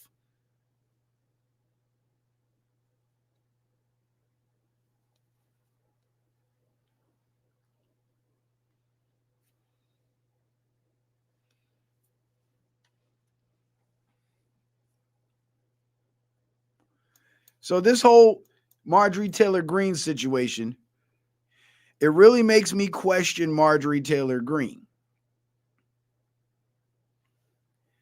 But again, her America only, America first stance is Trump's original stance. So it's hard. It's like I said, it's hard to pin it down. I can only tell you what I think and what it looks like to me, but I can't tell you what it is. So this was Donald Trump's statement, and he says, now that Democrats are using the Epstein hoax involving Democrats, not Republicans, to try and deflect from their disastrous shutdown and all of their other failures, I will be asking AG Pam Bondi and the Department of Justice, together with our great patriots at the FBI, to investigate Jeffrey Epstein's involvement and relationship with Bill Clinton, Larry Summers, Reid Hoffman, JP Morgan, Chase, and many other people and institutions to determine what was going on with them and him. This is another Russia scam with all arrows pointing to the Democrats. Records show that these men and many others spent large portions of their life with Epstein and on his island. Stay tuned. All right, so this is what Trump said. So that sounds to me like Trump hasn't released the Epstein files yet for one of the exact reasons that I mentioned earlier. He's still using the files because they're still going after people.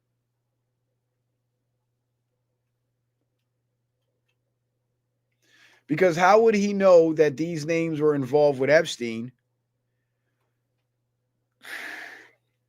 if he wasn't reading over the files?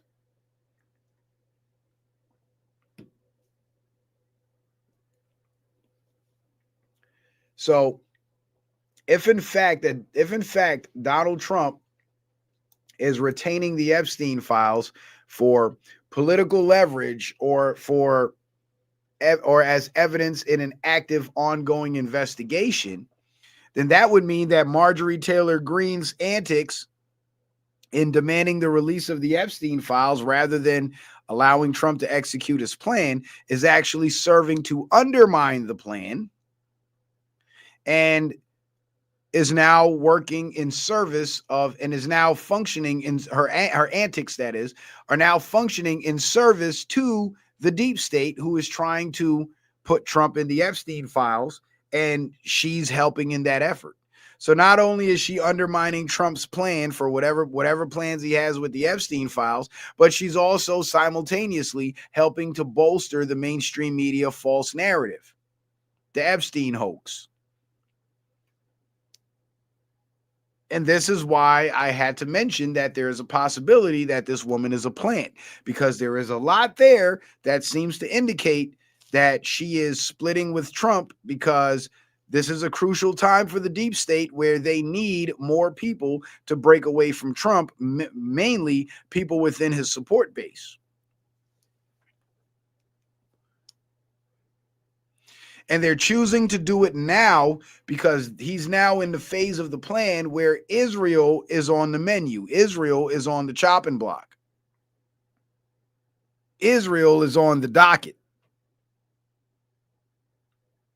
So they got to activate their agents. They got to turn on that smear campaign. They have to discredit Trump. They have to cause division in his party. Because the more chaos and problems they can create for Trump within his own political party is the less time and effort he'll be able to put into taking down Israel and separating the United States from Israel.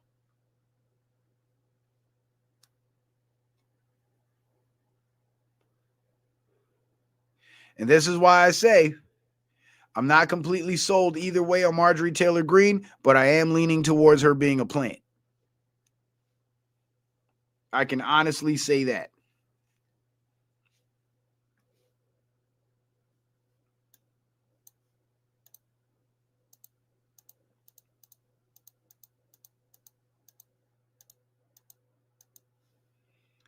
Now, this is a funny one. So, Mom Donnie, the mayor-elect of New York City, check this out. Mom Donnie is under fire for charging people $13 per beer at his victory party.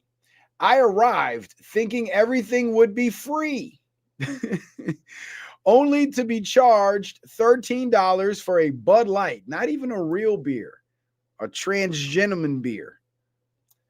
I was shocked after all the hard work I put in. One progressive campaign worker said, "This is going to be fun." Yeah, this is what happens when you put communists in power. The communists will campaign on everything's for free. I will do everything I can to your benefit. Da da da da da da. And then as soon as they get power, they turn on the extortion switch. Because now they're in power. Ain't shit you can do about it. Now you got to comply. Now you got to go along because you helped put this person in power. That's how communism works. It's all based in lies and deception and false narratives. They gas your head up to get you to give them power. Then when you give them power, they become worse tyrants than the ones you got rid of. You replaced them with.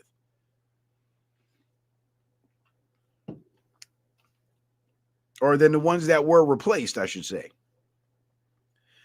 I'm not surprised by this, but of course, Mamdani's campaign worker was shocked by this because the campaign worker actually believed the lie.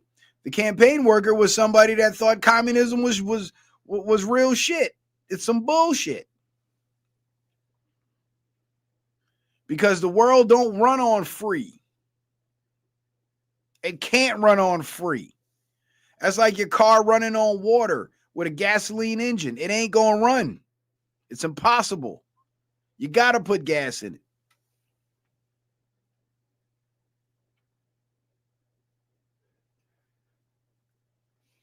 And now, with Mamdani's plan to make public transportation free and put a rent freeze in place and all that, well, the governor of New York State, Kathy Hochul, she is opposed to Mamdani's idea, and she says that New York City will lose state funding if they go ahead and do that. So now Mamdani's hands are tied.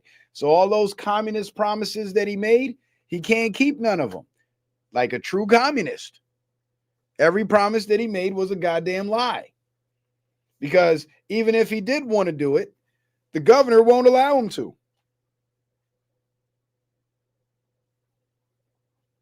But what got Mamdani elected, I'm going to tell you exactly what got Mamdani elected. That debate when he was standing there with all those other mayoral candidates, and every single mayoral candidate said the first thing they're going to do when they become mayor is they're going to go to Israel. And Mamdani basically said, fuck Israel, I'm staying in New York. That's what won him the election. That right there. The Israel thing is what's going to gain a lot of support from the left.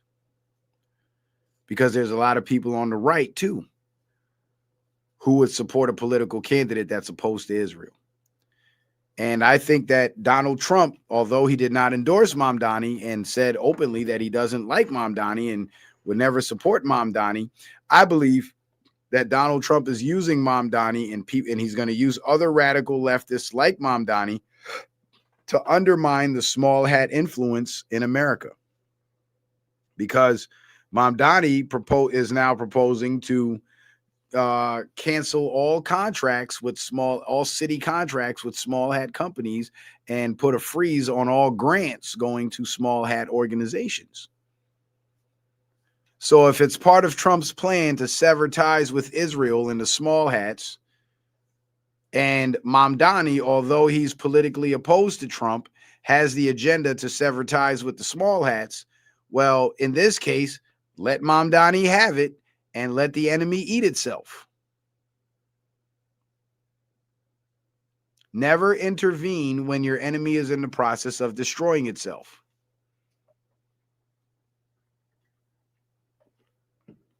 Because think about it. Mamdani publicly stated, well, not publicly stated, but privately stated, but it has been leaked publicly, that he plans to cancel the small hat contracts in New York and cut off the city funding to the small hat organizations. And think about this. Donald Trump, as pro-Israel as he appears to be, hasn't said a word about it, has he? He has not given a response to Mamdani's decision to do that. And what I believe is going to happen is if Mamdani actually goes through with that, because this is not a promise he made publicly. This is something he said privately. So I tend to believe that he's really going to do it, because everything he said he's going to do everything he said publicly that he's going to do, he hasn't done and can't do. So he lied about. So if he lied about everything he said publicly, chances are what he said, what he's saying privately is what he's actually going to do. But again, what I believe is going to happen is if he goes through with it, Trump's still not going to say a word. As pro-Israel as Trump is, he ain't going to say shit about it because it's part of the plan. It's part of severing ties with Israel. And Mamdani is going to help in that process.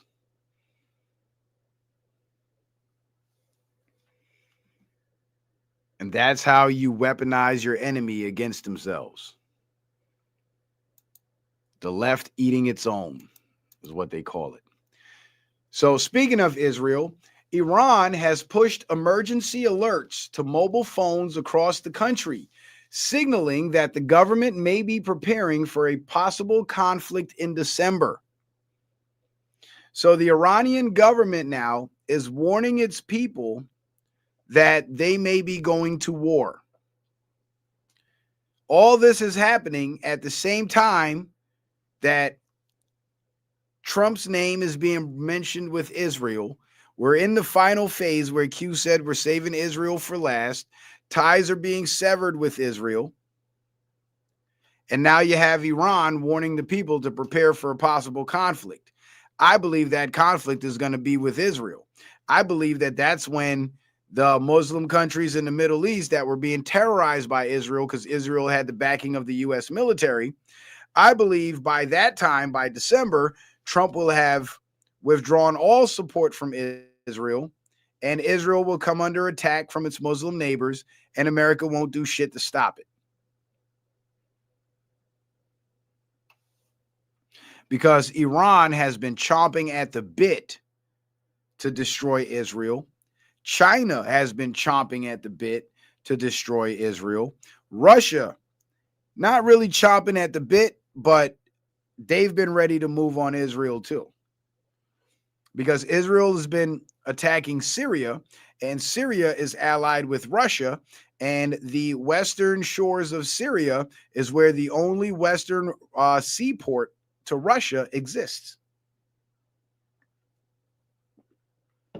So Syria is a very strategic location for the Russians to maintain control of and an alliance with.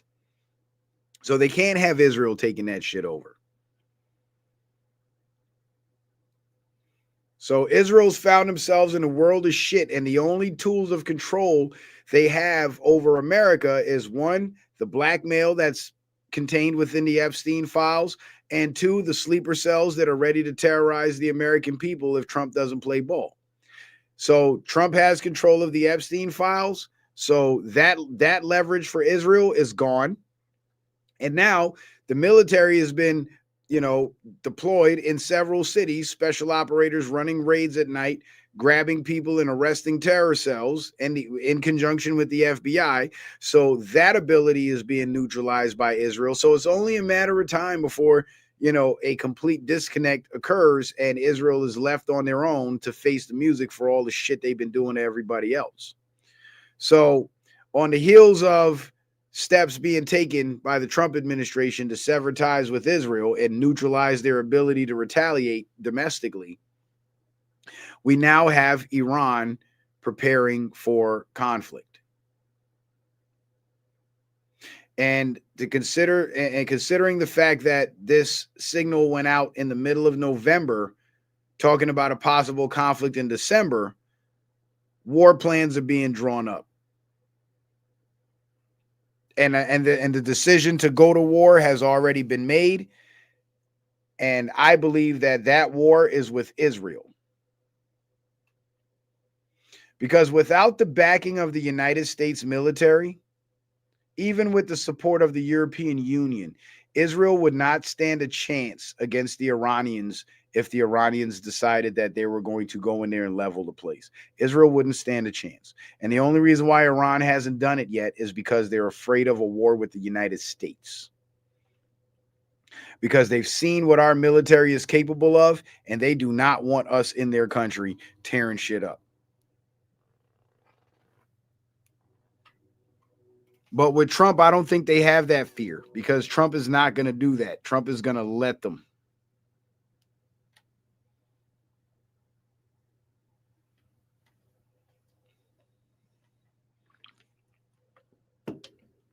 Remember, Trump is following the JFK plan, but he's executing it more effectively than JFK did. Because JFK publicly announced what his plans were, the small hats were able to get out in front of it and take him out before he could execute his plans. But Trump, he came in with the same plan, same playbook, but he tweaked some of the plans to make sure that public disclosure or open public disclosure of this plan is never really made. So even though it's going to, things that he's going to do is going to put a target on his back, the general public, one, they wouldn't know about it. And two, all it's going to do is galvanize his supporters as long as he can, as long as he survives it.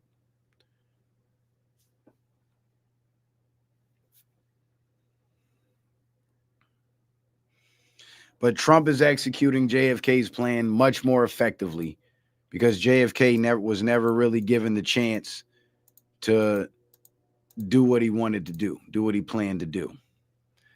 Now, this is what Trump had to say about Marjorie Taylor Greene in that scenario. Lightweight Congresswoman Marjorie Taylor Brown, green grass turns brown when it begins to rot, betrayed the entire Republican Party when she turned left, performed poorly on The Pathetic View, and became the rhino that we all know she always was. Just another fake politician, no different than Rand Paul Jr., Thomas Massey, who got caught being a full-fledged Republican in name only, rhino. Make America great again. Now, it's funny that Trump is attacking Thomas Massey because Thomas Massey is one of the few congresspeople that did not take any money from AIPAC and is not controlled by Israel. So why is Trump throwing Thomas Massey into this?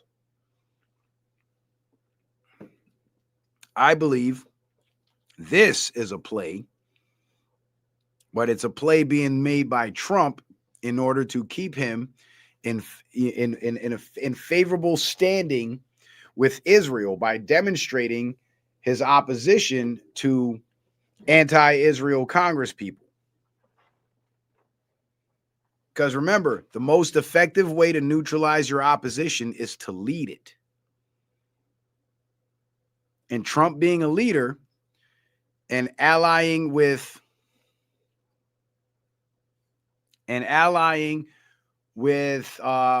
Israel's or supporting Israel's interests puts him in a position of leadership when it comes to Israel. And he's going to lead them straight to hell. So they'll ultimately either self-destruct or be destroyed by their neighbors.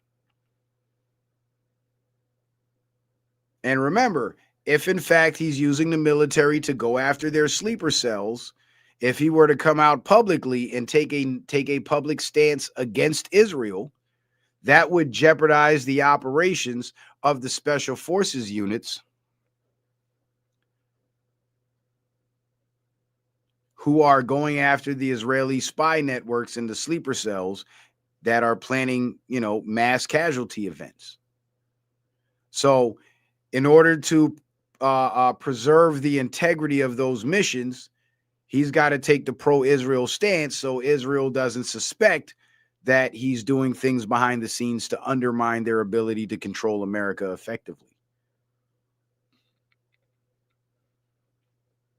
So again, on the surface, it appears as if, Trump's pro-Israel because he's attacking everybody that's anti-Israel, when Trump is more anti-Israel than all of them. He just can't publicly make it known. Because if he was pro-Israel, he wouldn't be going after these terror cells and these sleeper cells.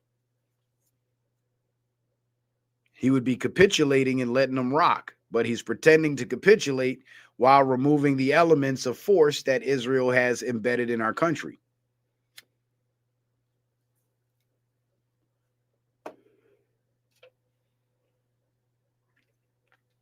So essentially, as Israel is the stick-up man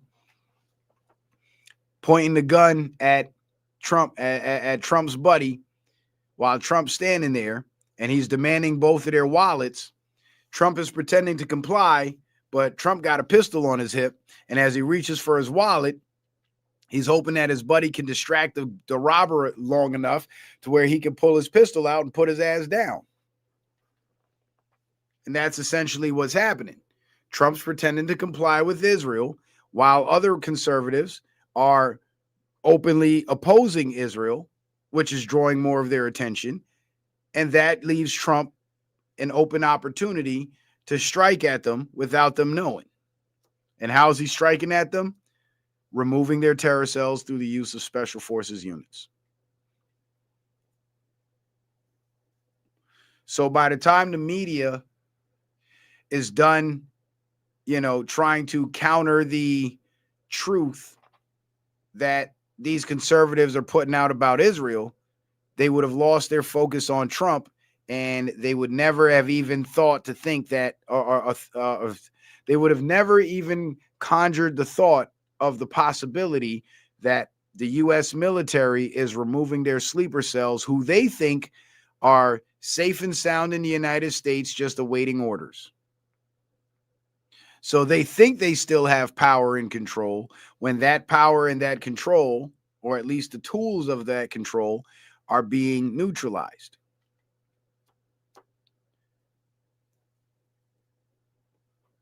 So what's going to happen is, once Trump shows his true colors when it comes to Israel and exposes the fact that he's been working against them to undermine them the whole time, they're going to make the call to those hit teams.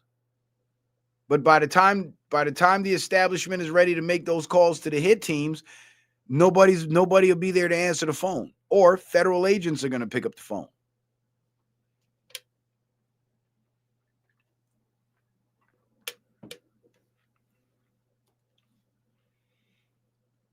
You see, this is a very complex game, and you can't be one-track minded and operate solely on the surface, but still understand the game.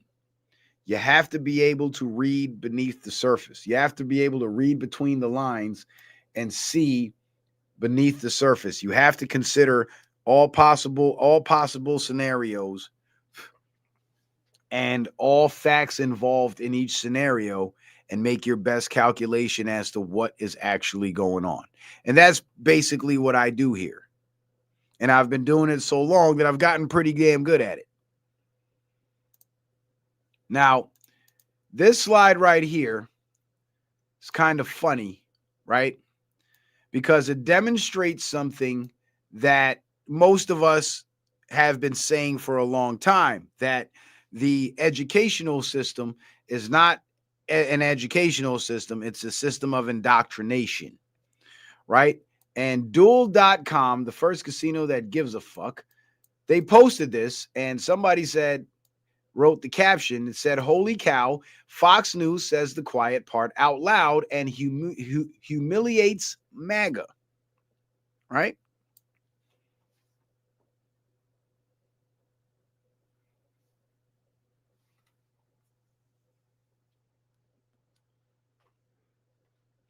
If you have a high school or less as your education, you're likely to vote for Donald Trump. But the more educated you are, the more you go over to the Democratic column. So they're saying this, they're projecting this as if, well, if you're dumb, you'll vote for Trump, but only the smart people vote Democrat, which is the most idiotic shit in the world. Because if you know about the educational system, the word here, the more educated you are, you would scratch that word out and put indoctrinated. Because that's really what they mean when they say educated. They mean indoctrinated. Because to vote for a woman that can't answer a fucking question, you have to be indoctrinated. So they're doing this to they're posting this to kind of boast that well, the intellectuals and the smart people vote Democrat and the dumb people vote for Trump. But in reality, it'll backfire on them, because most Americans understand that these educational institutions don't actually educate the students. They indoctrinate them. So the more indoctrination you have is the more likely you are to vote for stupid shit like transgender rights and abortion and communism. So high school or less, 59% vote for Trump, 39% voted for Kamala. Some college and associate's degree, 53% for Trump, 46% for Kamala. 53% college degree, 53% for Kamala, 45% for Trump. Postgraduate study, 37% for Trump, 61% for Harris. You see the trend? So people who only finished high school or dropped out of high school and probably got their GEDs were the highest number of people that voted for Trump. These are the people that realized early on that the educational system serves no purpose except to indoctrinate. So these are the people that mostly remained free thinkers, maintained and retained their free thought. Some college and associate's degree. That means no more than 2 to 3 years of college. These are the people that got their associate's degree and got the fuck out, or the people like Charlie Kirk and myself who made it through a couple of years of college and realized it was a scam and it was bullshit and woke up to the game. So they retained their free thought and left the indoctrination system. Kamala was nowhere near getting elected. I don't know what the fuck you're talking about. Now, college degree, these are the people that completed the indoctrination. There's where you see the numbers flip. Now the majority go Democrat because these people have been fully indoctrinated. But 45% still retain their ability to think freely. So these are the people that completed their indoctrination, but most of whom walked away knowing that it was indoctrination.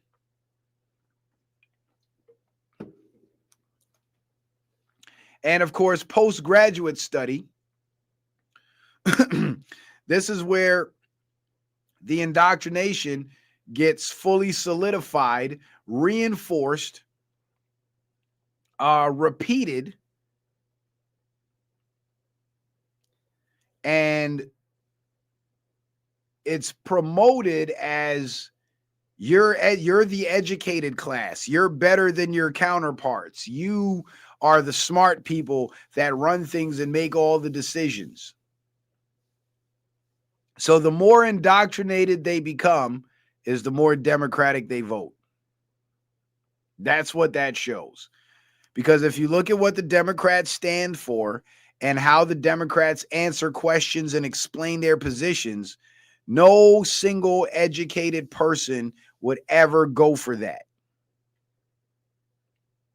Because educated people have the ability to think. And if you put any thought to the bullshit that these Democrats say, you'll quickly realize that it's just that, bullshit. And you have to be indoctrinated in order to buy into the bullshit. So instead of this chart proving that the smart people vote Democrat because that's the smart thing to do, it actually proves that the indoctrinated people vote Democrat because that's what they're being indoctrinated to do. That's what this chart actually proves. So in reality, in terms of educated versus uneducated, the more indoctrinated you are is the less educated you are. So the people that are being projected as educated, like the college degree holders and the postgraduate degree holders, they're actually not in, they're actually even less educated.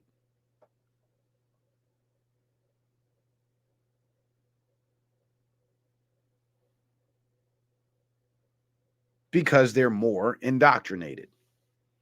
Whereas the people who got out of the indoctrination early, they're more educated.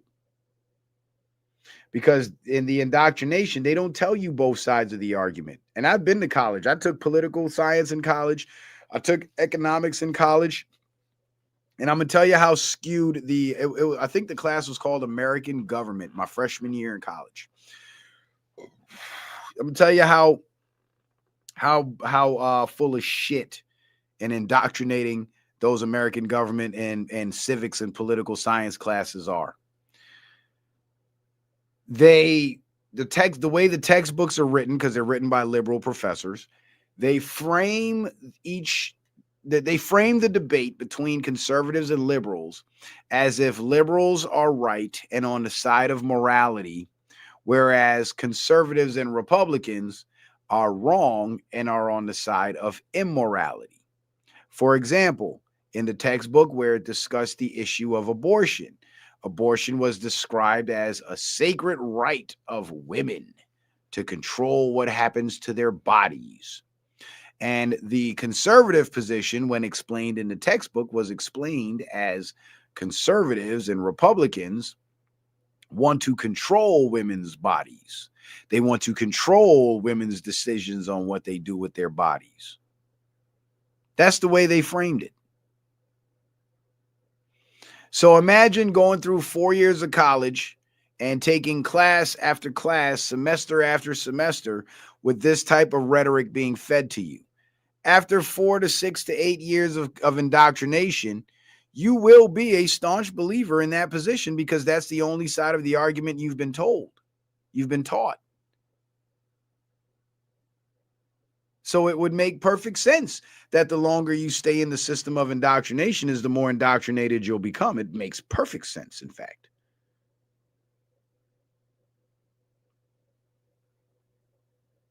And that's exactly what this chart here proves. It has nothing to do with education, everything to do with indoctrination. And guys, don't forget to hit the Cash App and support the show. Need that support, man. We needs that. We only got 2 supporters on the board. We need 8, or we need 3 more to make 5. We need 8 to make 10. So don't forget to support the show. Now, this issue right here, this slide right here, highlights an issue that I've been censored over and over again for discussing. And after we review this slide, you will understand why I had to be censored so heavily. From misinformation to lived experience. So this woman right here, this is Dr. Karen Phelps, former president of Australian Medical Association, right? So Dr. Phelps in 2020 says that these anti-vaccination groups may make a lot of noise, but they are very extreme. They are a very extreme minority view. I would like to see local government areas not allow this bus to be using public space to be spreading misinformation. So she's saying the people that are against the COVID vaccine are spreading misinformation. And we've seen a lot of this. A lot of doctors, I showed you guys some slides, a lot of doctors that said people who don't take the vaccine, I hope they die and shit like that. And then the doctor fuck around and take the vaccine and die. You know, like there's been plenty of instances and examples of this happening. And these instances are examples of the bioweapon that was being pushed by the establishment also being used against members of the establishment that were helping to push it. So the same poison they were trying to push on us is now backfiring on them. Because you fast forward to 2023, and Dr. Phelps now says, I have witnessed this firsthand with my wife, she's a lesbian, of course, who suffered a severe neurological reaction. Regulators of the medical profession have censored public discussion about adverse events. Yes. So in 2020, she was demonizing anti-vax people. And then in 2023, her wife took the vaccine and got fucked up from it. How you like them apples? And this was happening all over the world, not just in Australia. She's just one case of this happening. But there's been several instances of this happening where the bioweapon backfired on the pushers of the bioweapon. Call it poetic justice, call it karma, call it whatever you want to call it.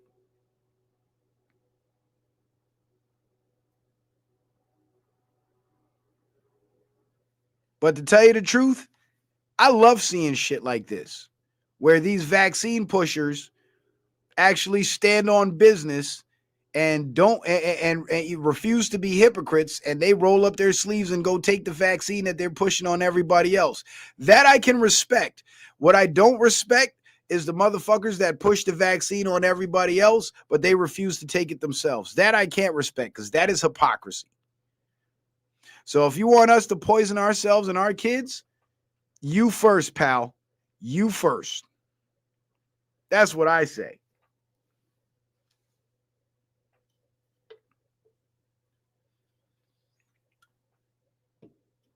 You gotta love it. You gotta love it.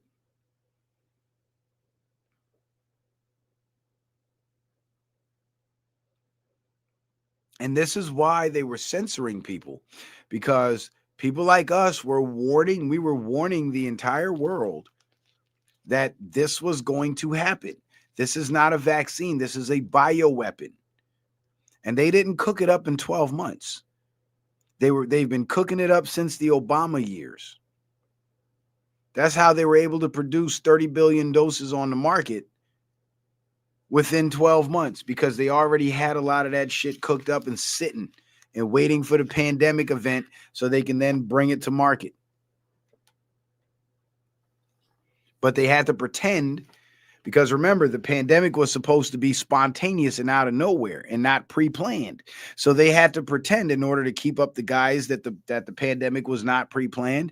They had to pretend as if this is a brand new disease. And so now we're cooking up a brand new vaccine for it. Because remember, if they would have came out and publicly said that, hey, we already have doses of the vaccine for this disease, that would have made it obvious that they pre-planned the release of this virus. For those of you who believe there was a virus that was released, that would have made it obvious. Because how can you pre-plan and cook up a vaccine for a virus that doesn't even exist yet? I don't think I've met anybody with that psychic ability.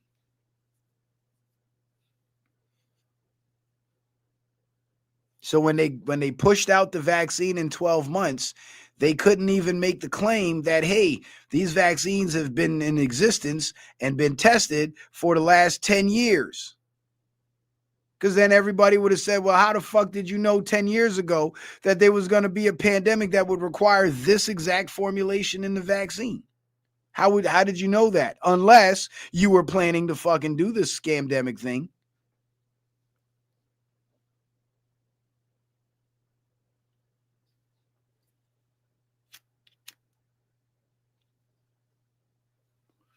You see, so their lies and their deception came back to bite them in their ass, because they couldn't get their mandate. And the majority of the people they ended up killing off were the people that support them.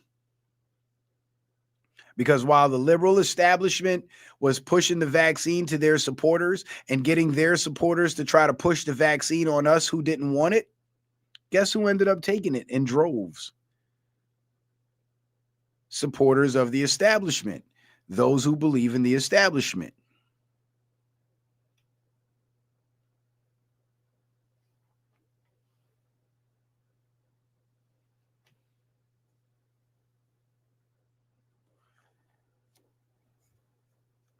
So they ended up killing off a large portion of their own supporters.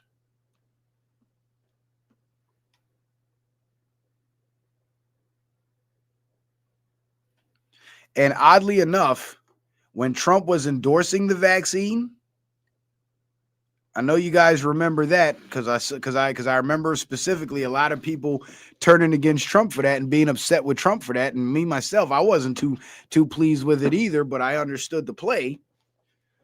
He knew that the vast majority of his supporters, if they were smart enough and well researched enough and savvy enough to know not to fall for the mainstream rhetoric and still maintain their support for him and his agenda, he knew they would be at least smart enough not to take the vaccine, even if he endorsed it. And he also knew that the people who were indoctrinated to hate him would do the opposite of everything he said to do. Remember when RFK Jr. said pregnant women shouldn't take Tylenol because it fucks with the baby and shit like that? And it fucks with their reproductive system and shit like that? What did these sick liberal women started doing? They started responding on social media by pregnant women by eating handfuls of Tylenol just to try to prove RFK Jr. wrong. And a few of them died. Many of them lost their babies, and a few others ended up in the hospital but recovered. So whatever Trump and his people say, they will do the opposite. So when Trump was endorsing the vaccine, it was kind of a bit of reverse psychology, hoping that even the dumbed down liberal lefties that are being pushed to take the vaccine, if Trump endorses the vaccine, they won't take it because they won't do anything Trump says to do. So in that sense, by him endorsing the vaccine, he saved a lot of these liberals' lives who chose not to take it because they're not taking Trump's vaccine. Fuck Trump. So he saved their asses.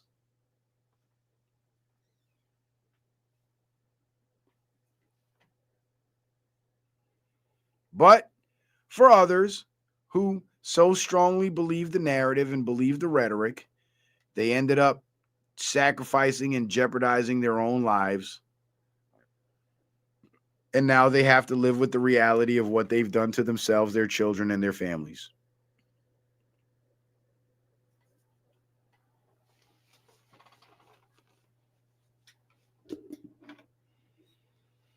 And I say good. Because the less people we have in society that are willing to comply with the propaganda is the better chance we have of building an actually free society. Think about it.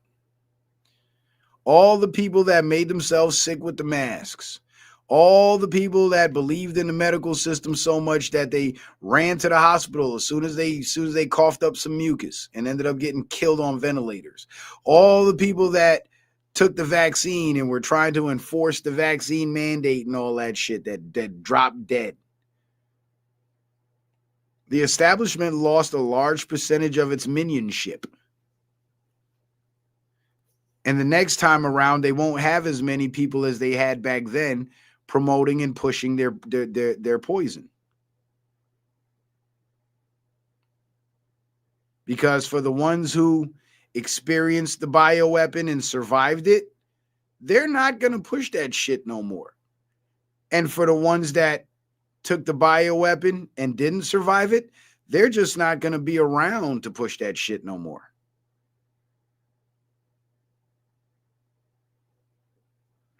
So they released the bioweapon to target us with it.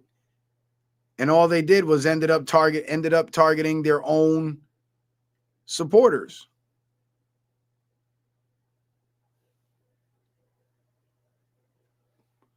And I say good. The only people I feel sorry for that are dropping dead from the vaccine are the kids. Because the kids didn't have a choice in the matter. They had dumbass parents that subjected them to the bioweapon. But the adults that willingly did that shit, fuck them. They're stupid. And they deserve everything they get.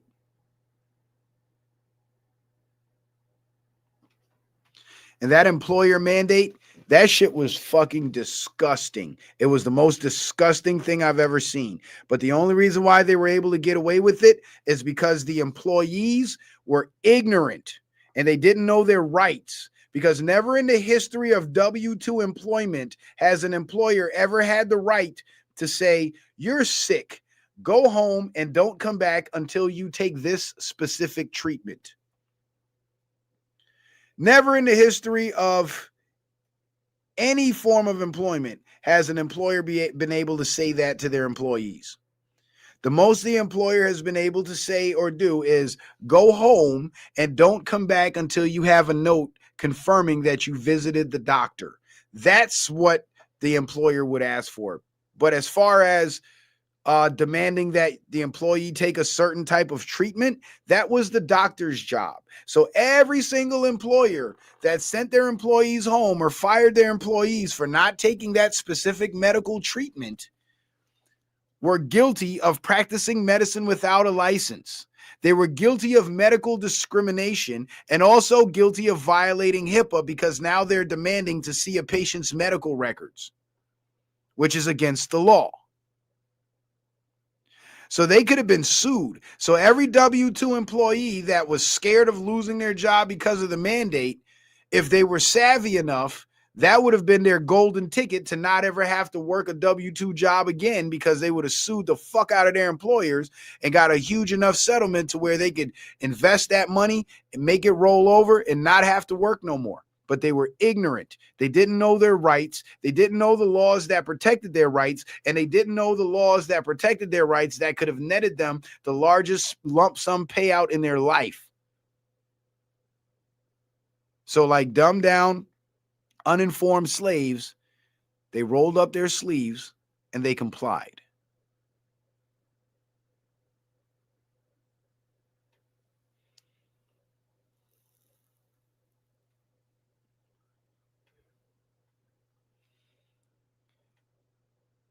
Everybody who got fired from their job for not taking the vaccine could have sued their job and won.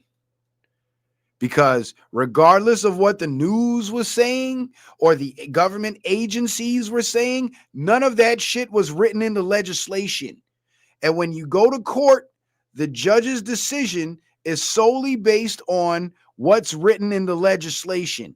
And what was written in the legislation was in direct contradiction to what was being broadcast by these government agencies like Department of Labor and Department of Health, and what was being pushed by these employers. And you would have won that lawsuit, and you probably would have been so your win in that lawsuit would have been so guaranteed that the corporate lawyers for the company that you were suing, they would have read over the legislation, the same legislation that the judge would read over, and they would go to their client and say, listen, man, you either need to give this motherfucker his job back or try to settle out of court, because if you go to court, you're going to lose, and you don't have $100,000 to fork over. So if you lose that lawsuit, you're going to have to sell your bass boat. You're going to have to sell your lifted pickup truck. You might have to pimp your wife out a few times and pay that tab, because I got to get my 33% too, motherfucker. So I'd say offer that motherfucker $10,000 and hope they take it and go about their business. Because if you go to court, you are going to lose, my friend. And you are going to lose big. And if you lose, how the fuck am I going to get paid? But you see, again, people weren't savvy enough and they didn't do it. I did whole streams showing everybody, because I'm self-employed, so I didn't have that problem. But I know a lot of other people that I love and that I support that do have that did have that problem. And I tried my best to educate them. I did a whole stream showing, because I was living in Florida at the time. So the only law I was really familiar with was Florida law, but most other states have laws that are similar. So I did a whole stream showing the actual laws in the state of Florida that prevented employers from doing this to their employees. And in doing that, they were violating those laws. And in violating those laws, they could be held civilly liable. So I was giving everybody the ammunition to file their lawsuits and win. I was educating people. And then boom, YouTube takes my channel down. because they don't want you to be educated. They want you to stay ignorant. They don't want you to have the knowledge. And they were desperately trying to stop the knowledge and the information from getting out back then because it was undermining their depopulation agenda. Now, I got a couple of videos here. One in particular from Rissa Islam. See if I can find it. Where he talks about how people got bamboozled by the vaccine. I'm going to see if I can find it in my saved videos. And I got another video that pertains to Charlie Kirk. Oh, there's the Kanye West one. Here's RZA. Here we go. Let me unmute it. Can you guys see that okay? Am I even sharing? I don't even think I'm sharing. Let me see. Stop sharing. Stop sharing. Okay, let's go back to the studio.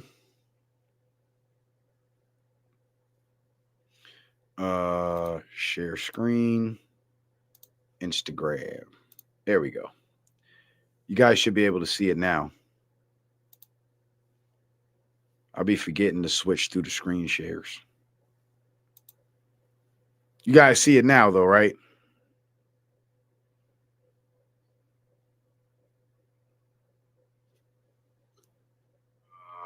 Share screen. All right. Let me just give me 1 second. Just sit tight.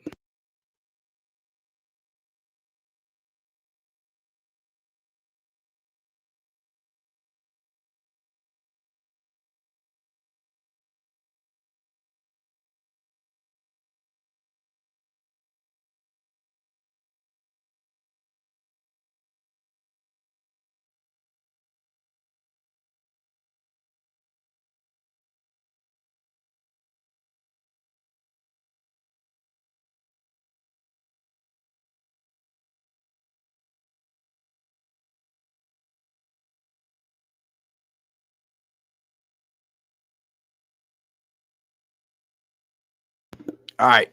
Let me get my headphones on, get my headphones ready. All right. Now listen to what RZA says, because I watched this video and I couldn't help. I cheered. I was cheering.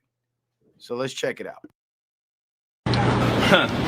For those of you who took the shot, for those who took the shot, and for those who are contemplating taking the shot, you were promoted to. The FDA classifies a vaccine as a drug, right? Yes, sir. So you were promoted to through a drug. So people became drug pushers without knowing it. Every celebrity, every politician who got up there talking about, hey, I took it, you should take it too. You are a dope dealer. Sir, ma'am, you were promoted to, you were told it was safe, you were told it was effective. But let me go ahead and bring up Mr. Fauci. Oh, here we go. Let's get it. Hold on, like him. Hold like him. I felt some heat out here. Mr. Fauci, you made the statement that none of these shots will prevent transmission. You also stated that none of these shots will prevent you from getting the virus. So you're telling the people to take a shot that will not prevent you from getting the virus and that will not prevent you from transmitting the virus if you do get it. So my question to you, Mr. Fauci, is what the hell are we taking? What will be the purpose, guys? The ultimate agenda is two things. One, profit, which we all know is the pharmaceutical companies and agencies' middle name. The word pharmaceutical comes from the Greek word pharmakia, which is in the Bible. Pharmakia means sorcery and or witchcraft.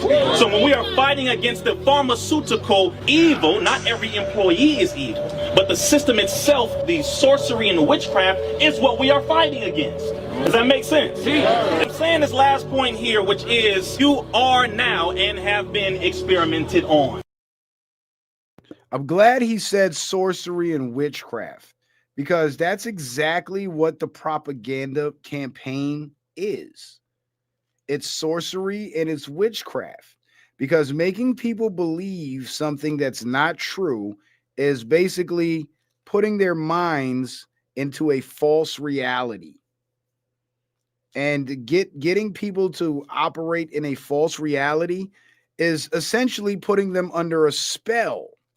And this is why in the mainstream media, when they were pushing the propaganda, they kept repeating the same talking points over and over and over and over again, because they were casting a spell. I mean, think about it. Everybody in their right minds knows that if you put on a mask over your face and you keep it on, it's going to lower your oxygen intake, increase your carbon dioxide intake, and it's essentially bad and unhealthy for you. But in 2020, when they started pushing the masks, millions and millions of people complied. In fact, more people complied than people who didn't comply. And although they were in great states of discomfort because that was their body screaming out for oxygen, they continued to gag themselves, and not only gag themselves, but gag their kids, and do so with pride, thinking that they were being good parents, when what they were doing was harming themselves and abusing their children. I mean, to convince somebody to abuse their children in that manner and physically and medically harm themselves in that manner, that cannot be done simply on a physical level by just, putting evidence in front of them that suggests you should do this. That requires spiritual, aside from the psychological manipulation, that also requires spiritual manipulation. Casting the spell to get people to go against their own better judgment, get people to go against their own consciences, their own consciences, getting people to ignore their own bodies screaming out at them for oxygen. And people actually died from wearing these masks. There were children in school at PE outside in the heat with masks on that collapsed because their lungs collapsed. That happened. They were sick people with pre-existing conditions who should not, under any circumstances, have been gagging themselves. They died. They were people who survived cancer, but because they toxified their blood and deoxygenated their blood by wearing the masks, their cancers came back. They relapsed. And not only did the cancer come back, but once they had to go to the medical facilities for treatment, they had to keep wearing the masks, which further exasperated the cancer. And these medical professionals, who know better because they were taught this in college, decided to go against their better judgment, keep wearing the masks, keep encouraging the patients to wear the masks, knowing that these masks were causing harm, yet they kept pushing it because they were under a spell. Sorcery. That's what we witnessed. Sorcery. Let's get back to Rizzo. Number one. Number two, the medical professionals, those of you who did not do your due diligence to really dig, and you just listen to Fauci, you are being experimented on. I'm sorry to tell you this. The Johnson & Johnson shot has aborted fetal tissue from aborted babies from the retina as well as the kidney cells. Johnson & Johnson, you plan. Every vaccine actually has aborted fetal tissue. It ain't just the COVID vaccine. Too much. Johnson & Johnson, you had over 25,000 cases of cancer, racking up to over $4 billion of lawsuits. Why should we trust you when you can't even get talcum powder right? Why should we trust Moderna, the youngest one in the group, ain't never created no vaccine, and this is not even a vaccine? How can we trust? These some gangsters, man. Y'all gotta understand this. We are getting banged on by institutions at high levels. So we ain't got nothing on them. For those of you. And Rizzo's right. We ain't got nothing on them, but we do have one thing over them, which is our numbers. We have strength in numbers. But what it would require is for us to come together in solidarity against them. Like, for example, the vaccine mandate would never have worked if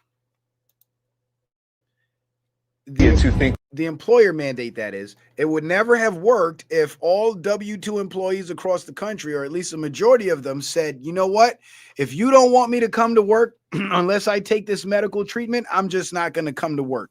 And if employees would have went on strike in mass during that period, the employer mandate would have been evaporated, because these companies need those employees to function.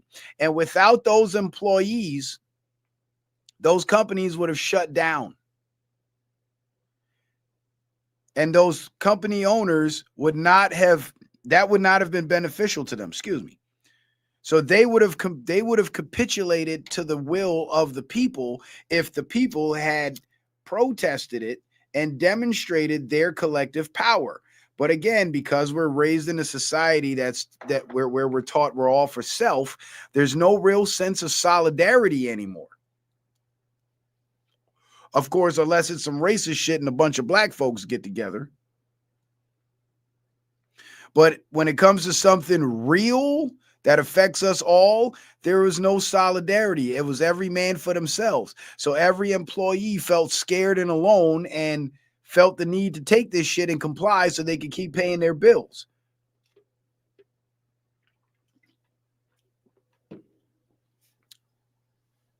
And that was the wrong way to go. Because if the people would have came together and said, you know what, if this is what your company wants to do, fuck you and your company, and they would have shut shit down, it wouldn't have taken a Supreme Court case to overrule the employer mandate. The employer mandate would have been overruled by the employers, because the employers would have said, you know what, my company, the operation of my company is much more important than your agenda to push this bioweapon. So I'm not going to force my employees to take this bioweapon, because I would rather have my employees healthy and coming to work. And right now, because you're trying to get me to push this bioweapon on them, they're not coming to work. So it's more in my interest to have my employees come to work than to have them take your vaccine. So I'm not going to mandate your vaccine. But you see, what people didn't realize was when they started with the masks and the mask mandate, the mask is medical equipment, because the purpose of it was to stop the spread of a disease during a medical emergency. And once they were able to mandate the use of medical equipment without being doctors, that basically opened the door for them to mandate the use of medical treatment without the recommendation from doctors. So the mask mandate was the precursor to the vaccine mandate. And that's why not complying with the mask mandate would have been even more effective, because once they saw that people weren't falling for it, they would have never even attempted to push the vaccine mandate.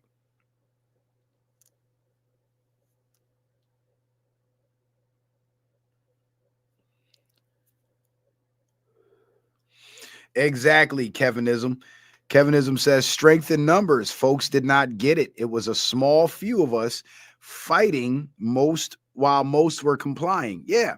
And it was such a small group of us that the majority of the compliant sheep were able to bully a lot of us into compliance.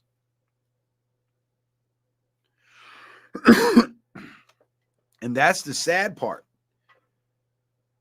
We, the smart people, were literally getting bullied by the dumbasses. And we allowed it. Well, not me, because people that try to tell me to put a mask on, I lit their asses up. I cut their ass up. Call them all kinds of retards and stupids. All kinds. Because I wasn't having that shit. I wasn't having that shit one bit. Fucking tell me put no goddamn mask on. I ain't no damn slave. Fuck you. Sometimes I just troll them and play stupid, like, what? I can't hear you. I can't hear you through your gag. It's hard to talk with your mouth full. You got a mouthful of Fauci's dick, and I can't hear you. Take Fauci's dick out your mouth real quick so I can hear you, so I can understand what it is you're trying to tell me. And some people will go for it, and they'll pull the mask down and say, "Why aren't you wearing a mask?" And I'll respond and say, "Because I'm not retarded." Another thing I noticed too with the mask thing was during 2020 in Orlando, that's where I used to live. In Orlando, there was a spike in car accidents. Like literally everywhere I go, and you know, the nature of my job, I'm at 6, 7, 8 different work sites, you know, per day. So I was on the road a lot. And everywhere I went, there was some car in a ditch or ran off the road or ran into somebody because motherfuckers was in the car with the windows up, alone, with a mask on, and passed the fuck out and crashed. And the cops never, and it got so bad that the cops later, they never gave any warnings until later on in the year when the police were warning people not to drive with masks on and their glasses because wearing the mask would fog up your glasses. But they never warned the people not to drive with the mask on because it cuts off your oxygen supply. They weren't allowed to say that. And that's when insurance rates really started to spike. And the people who were moving to Florida, because Florida still had some semblance of freedom, the people from the Democratic states like New York were moving to Florida, and that influx drove up the housing prices. And it enticed the Democrats that run the city of Orlando, or should I say the county of Orange County, to increase property taxes, which permanently drove up the cost of living. And now, 3-bedroom, 2-bathroom suburban home that you could have got prior to 2020 for like $1,300 to $1,500 a month. Now you're paying $2,500 to $3,000 a month. In some cases, $4,000 a month, depending on the neighborhood.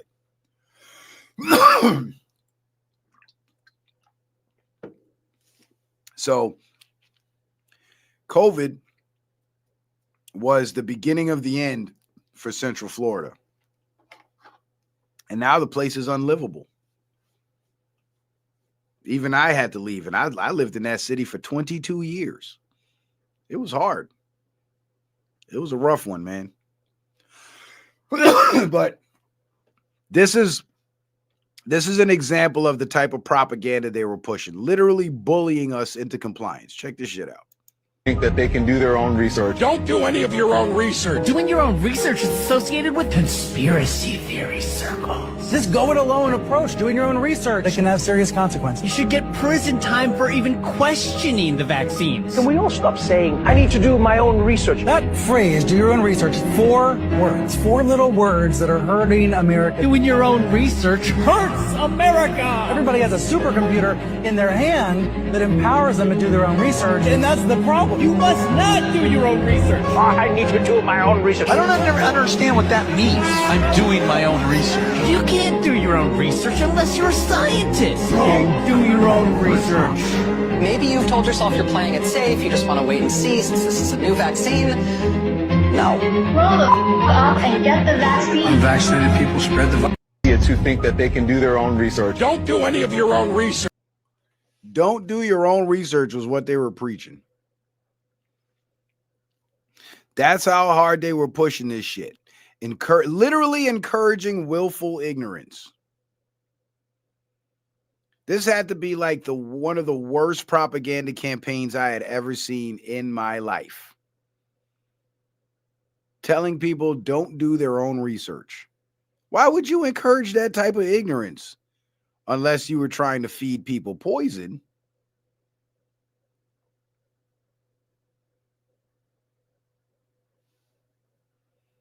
Let's listen again. Doing your own research is associated with conspiracy theory circles. This go-it-alone approach, doing your own research, that can have serious consequences. You should get prison time for even questioning the vaccines. Can we all stop saying, I need to do...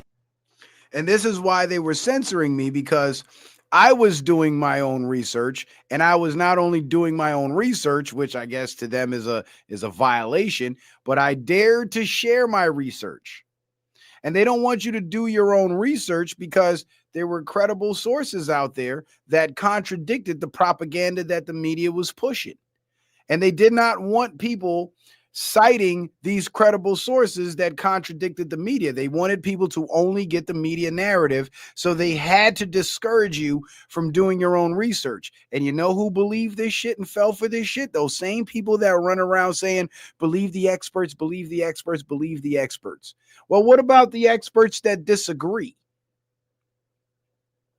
You see, they didn't want you to see the experts who disagreed, because you would have to do your own research to find out about them.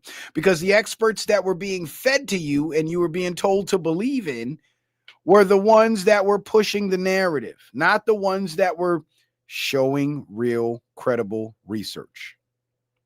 Do my own research. That phrase, do your own research, 4 words, 4 little words that are hurting America. Doing your own research hurts America. Everybody has a supercomputer in their hand that empowers them to do their own research, and that's the problem. You must not do your own research. I need to do my own research. I don't understand what that means. I'm doing my own research. You also notice in this video montage that they're showing different media platforms. There's news shows repeating that line. There's sports commentary repeating the line. Daytime and nighttime talk shows and comedy shows repeating the line. You see what I'm saying? And this is the same way that they've been broadcasting for the last 10 years, the Trump bad narrative on every different genre in media. From your sitcoms to your comedy shows to your sports, your sports broadcast, the news broadcast, movies, everything. Trump bad, Trump bad, Trump bad, Trump bad. And it's the same shit they were doing with the vaccine and with this medical propaganda when they were pushing their, well, I keep calling it a vaccine, but you know what I mean, the bioweapon. You can't do your own research unless you're a scientist. Do your own research. Maybe you've told yourself you're playing it safe, you just want to wait and see since this is a new vaccine. No. Grow the up and get the vaccine. Unvaccinated people spread the virus. Idiots who think that they can do their own research. Don't do any of your own research. Unvaccinated people spread the virus. Mind you, it was later brought out that the virus was being spread by people who took the vaccine. Let me see.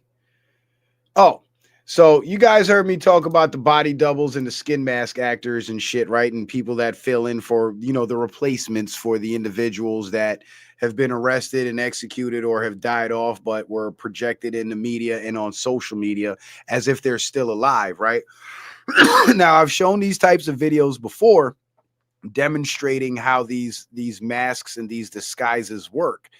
But for those of you who may not have seen it, look into the celebrity impersonator industry, and you'll see that there's millions of people out there who make it their life's work to look like and sound like certain celebrities. So if the Trump administration and the Department of Defense decides to launch mass arrests and pick up, you know, mass numbers of celebrities and famous people, but they don't want to tip off the other perpetrators, and they have to project as if these people are still active in society. Well, that's when you tap the celebrity impersonators. That's when you bring out the body doubles. That's when you use the CGI avatars online. That's when you use the skin mask actors if you can't get a good enough body double. And when I say skin mask, this is a perfect demonstration of how effective they are. Check this out. Friday then. Check this out. We don't need the sound for that. Look at that. That shit looks creepy as hell.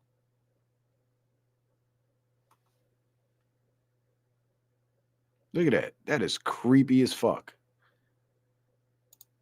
You see the ridges, though, on the eyelids? If you go back and look at a lot of these celebrities, they have those same ridges because it's a mask you're looking at. Look at that shit. That's crazy as hell.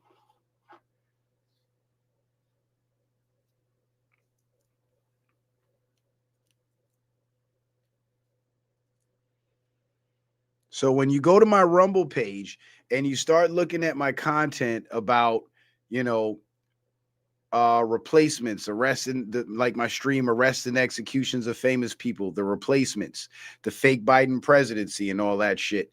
And I show these people and I demonstrate, you know, the skin mask that actor is wearing. Think about this video. Shit is wild. And it's creepy because the eyes work and the mouth works. So it looks like an actual face.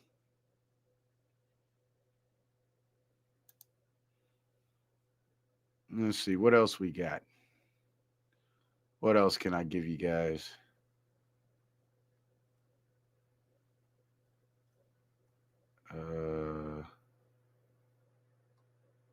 This one right here make you want to dance. Let me see. Charlie Kirk. Now, here's a video. Now, remember, you guys, the streams that I did about Charlie Kirk being faking his death and not being dead? Well, this is a video here of Charlie Kirk's casket being loaded into a hearse. And it says, watch closely as Charlie Kirk's coffin is loaded into the hearse. What do you notice? So I'm going to play the video and then I'm going to tell you what I see.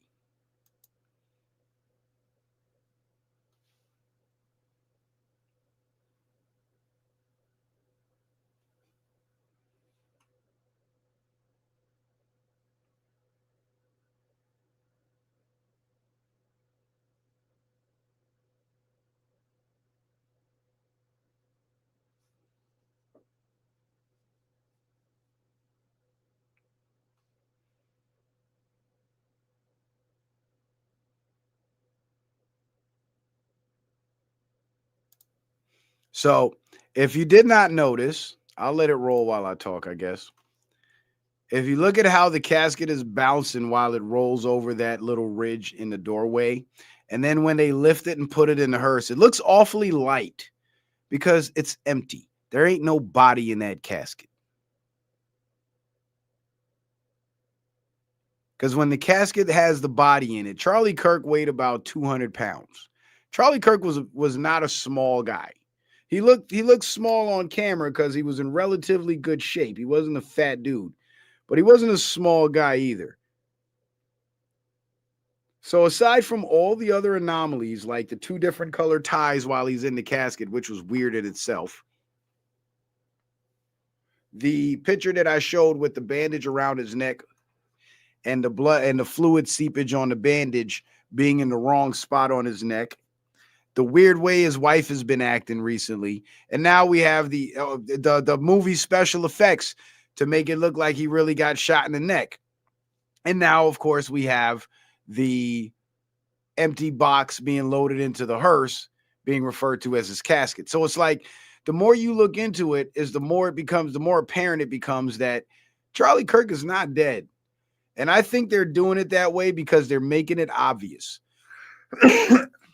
They're making it obvious for those of us who can see it. Now, this is interesting to me because I did not know that this was going on in Mexico. Let's jump to Mexico real quick. We're all over the fucking place right now, so just bear with me. Bear with me. And don't forget, guys, please support the show. Needs that support, man. We ain't getting no cash apps tonight. Not one. Golly. Y'all must really be mad at me about Friday, man. I'm trying not to do that shit no more. Next time that happens, I'm getting on the phone. Even though the audio sucks, y'all want me to go live, I'm gonna fucking go live, goddamn it, because boy, this hurts. This hurting my feelings right now. So insane scene, I guess they meant to say insane scene out of Mexico City. Mexico City's protest against the corrupt president, Claudia Sheinbaum. Protesters are seen dragging a Mexican police officer and beating him. So now the Mexican people are turning up against the Mexican government. And I believe they're doing that because think about it. The corruption has been going on this whole time, right? But the people never turned up like this. So what changed? Well, what we do know is Trump has active military operations, not only in Venezuela and the Caribbean, but they're also in Mexico and the rest of Central America. So now that we see the Mexican people turning up on the police against the corrupt government, which is owned and controlled by the cartels, it seems like in the past they were reluctant to do that because it wasn't safe, because the cartels had the power and the money to stop them. Remember, there was like reports of like busloads of college students protesting the government corruption, and then they would just disappear because they were like kidnapped and mass murdered and shit like that. But that's not happening anymore because the forces that once existed that prevented that from happening by punishing anybody who would engage in that type of rebellion, those forces have been neutralized or at least weakened to the point where they can't enforce their will on the people like they used to. So now the people have an opportunity to lash out against the corrupt government because the corrupt government doesn't have that criminal element of force to handle these people. And I think this is a good thing, because if Trump's mission is America first, but returning power to the people, and that would be the patriots worldwide, then it's incumbent upon the people to take that power back. See, fortunately here in America, we don't have to riot and physically fight to take our country back and run up in the house, in the halls of Congress and in the White House and drag these motherfuckers out by their underwear. Like, we don't have to do all of that. We can still fight it on the gentleman's level politically by casting our ballots in the next election cycle and packing the state legislature or the U.S. legislature and the state legislatures with Congress members who will actually serve the interest of the people and uphold the Constitution. So we have a golden opportunity to fight this war on a gentleman's level. Whereas in other countries, like in Mexico, the corruption has become so well entrenched that the gentleman's option has been exhausted. They can't vote because they voted in the last election and their votes were undermined, and this Mexican Jew was put into power, Claudia Sheinbaum. And of course, she's owned and controlled by the cartels. So there's no hope for those people to cast a ballot and get the leader that they want, because whoever wants to stay in power will ensure, or whoever wants to be in power will ensure that those votes amount to them winning the election, even if they lose. So in Mexico, things have gotten so bad to the point where now the people have to physically fight to take their country back. And I don't know if you noticed, but Trump hasn't made one mention of this. And that's because I think he approves. Because if you're using the military to remove corruption in that country that starts from the street level and goes all the way up to the presidency, you have to, that means that corruption is the legitimate government. And that, the legitimized government. And the only way to usurp a legitimized government is to do it through insurgency. And this is what's happening there. So what the U.S. military would do is they would use special forces units to eliminate the foot soldiers who would be used to physically silence these protesters and the organizers and leaders of these protests. Then, once the coast is clear and it's safe for the organizers and the leaders to stage their protests, the leaders now call upon the force of the masses who are angry with the government and want to overthrow the government, and they will organize in numbers and they will do just that. They will undermine and overthrow the government. They will launch a violent coup d'etat. And I believe that's what's happening in Mexico now. And that's the better option than having the American military go in there, wipe out all the forces, take over the government by force, and then choose somebody from amongst the Mexican people to establish the new Mexican government. Because what if that somebody is a corrupt individual themselves? So who would know better to choose their country's next leader than the people of that country themselves? And chances are the leader that they will install in that coup d'etat will be one of the leaders or organizers of these very protests, because that person has already established themselves as being credible. They've already demonstrated good leadership quality because they led a victorious overthrow of the government, and they already have the respect of the people because they were boots on the ground. They're not some rich asshole that just came out of nowhere and said, I'm your new leader now, do as I say.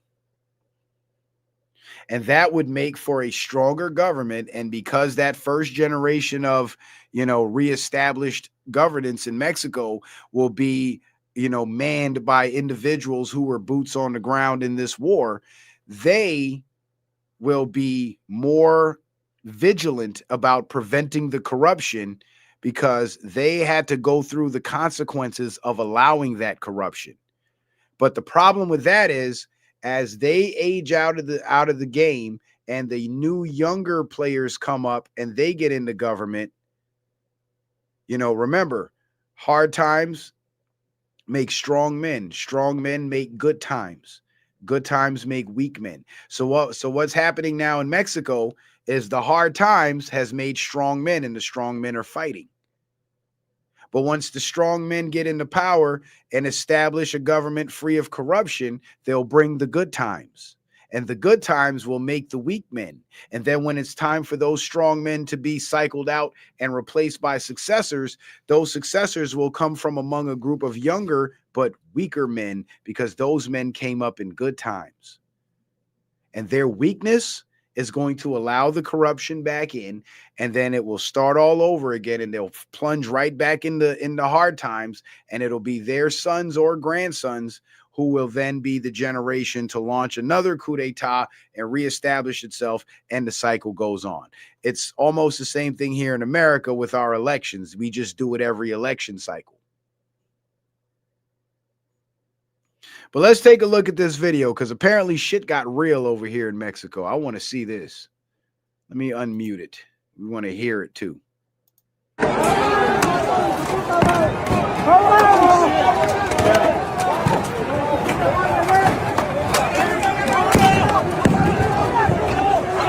Oh shit, they got the cop. Oh, he's fucked.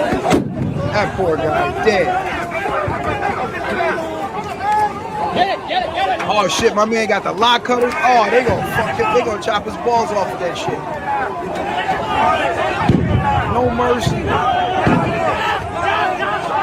Yeah. They took his helmet off. Oh man. They fucking him up. Yeah, y'all see that shit?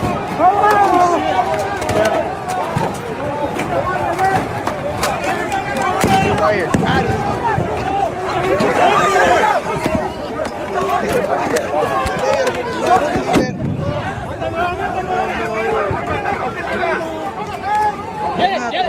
Get it.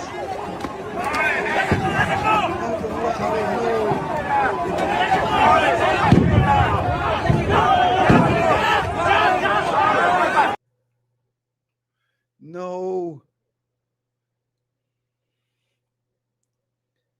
That dude is going to be stripped naked and beaten to death by the time they get done with him. That poor fella.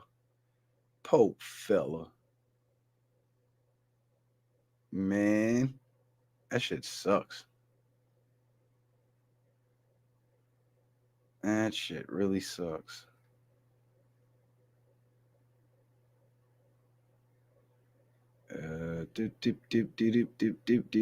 Okay. So I guess I'll make this the last one that I'll share with you guys because we've been going about what 2.5 hours now. Oh damn, 2 hours 41 minutes, almost 3 hours. So this is Virginia. I've been saying her name wrong this whole time. It's Virginia Giuffre, but I've been saying Virginia Guffrey because that's what Alex Jones used to say. But it's Virginia Giuffre, and she's one of Epstein's victims.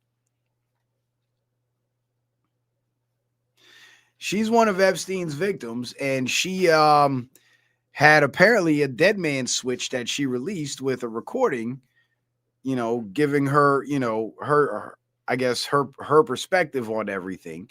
And she basically vindicates Trump in terms of his involvement with Epstein. So I'll play this. I'll run this one for you guys, and then we'll go ahead and shut it down. Shout out whoever donated, and then we'll shut it down. And I do want to give a big shout out to my new subscribers. I know I've noticed that I picked up a few today, and I think that's because Mr. Fantastic. Big shout out to my brother, Mr. Fantastic. I try to catch his streams as often as I can, but I really like his point of views on stuff, and it's nice to hear, intelligent conservative black men speak, because nowadays a lot of times, especially in the black YouTube circles, the male podcasters ain't much better than the female podcasters. It's all a bunch of gossip and drama and clown shit. And whenever they do try to talk about real shit, you kind of start to see how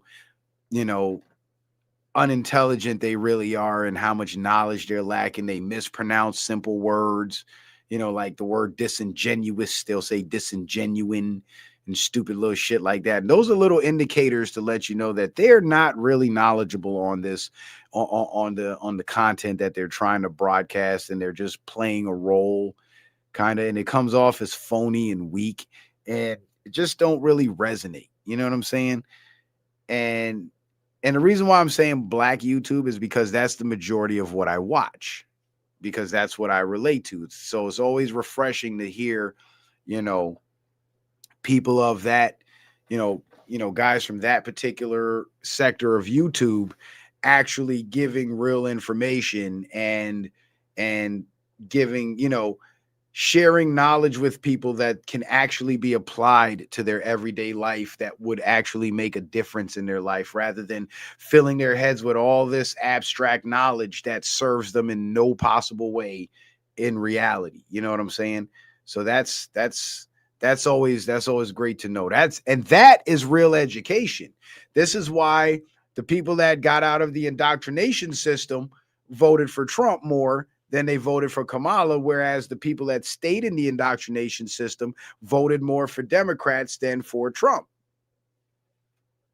Because once we stop occupying our time being indoctrinated by people of a certain political persuasion, you now find other ways to occupy your time, and you now seek knowledge through other routes that are more comfortable to you. So you start listening to more perspectives, you start watching podcasts, you start reading different material other than what was assigned to you by your professor in college. So you have more of an open mind. You experience more of life and more of the world, so you have a better understanding of how the world works. So when you hear the Democrats propose their destructive policies and try to dress it up to make it look like it's something helpful, it's easier for you, with a better grasp of reality, to determine or decipher whether that policy is as beneficial as they present it, or are the drawbacks more damaging than what they claim the benefits are. Thus, you'll make a more sound political decision because you have more life experience. But if you spend the majority of your adult life as a young adult with your head buried in textbooks written by liberal professors, it's only natural that you'll come out with a liberal mentality, and the dressings that the Democrats put on all their bullshit policies will actually work on you, because you've been told over and over for years and years that this is the way it is, this is the way it works, and the reason why it ain't working is because the Republicans are over here fucking it up.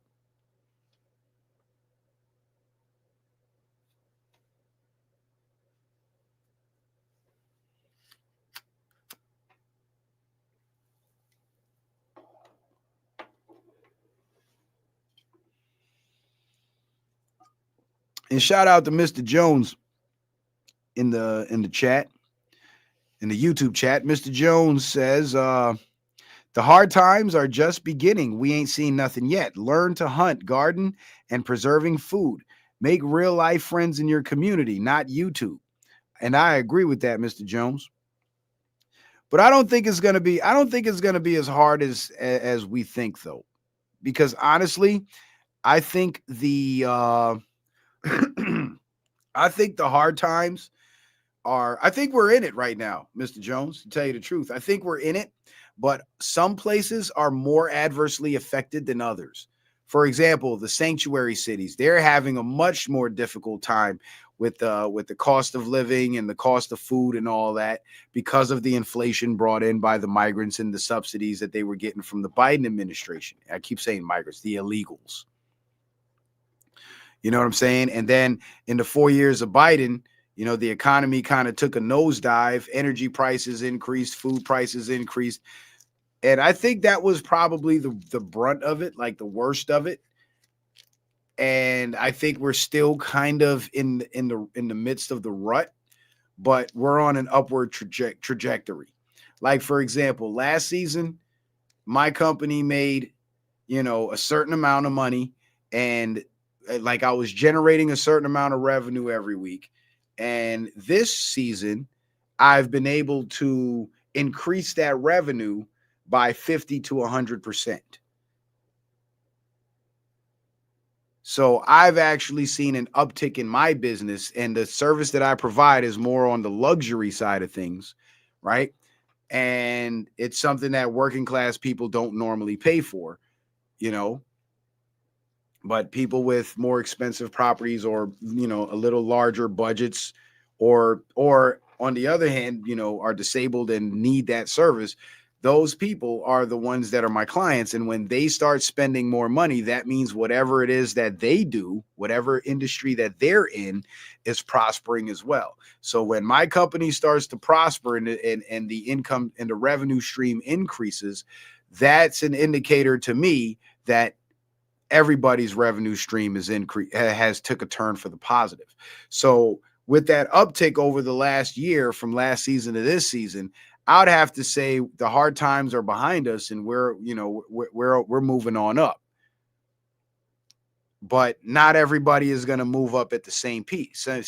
Some people might see their growth next year or the year before and might still remain in that rut for a longer period of time. Some cities might stay in that rut for a longer period of time, while other cities are going to bounce back in a flash. You know what I mean?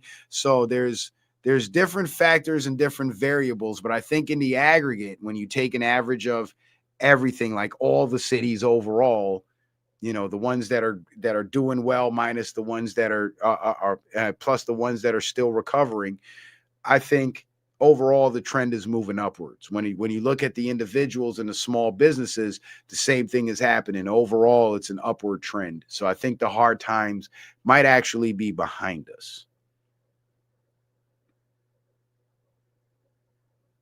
But, you know, that's my opinion. You have your opinion, and I respect it, because it's better to be cautious and it's better to hope for the best and expect the worst. So it's not a perspective that I would, you know, say I disagree with. You know what I mean? Like, I always encourage people to be prepared, because we could be trending upwards, and then next thing you know, a fuel depot explodes because a plane crashes into it and the whole place is shut down and life turns upside down, and now you're fooped. So yeah, it could happen in a flash. So I would never discourage people from being prepared. And I'm glad that you mentioned preserving food, because a lot of people, you know, they're into the prepping and the guns and the growing of the food, but they never really look into how to preserve food. And as Americans, we like meat. We eat a lot of meat, you know, and when people do homesteading, they would keep a lot of chickens and shit like that. And some people would keep rabbits because they reproduce so fast. But so they have all this meat, but they never learn how to actually preserve the meat.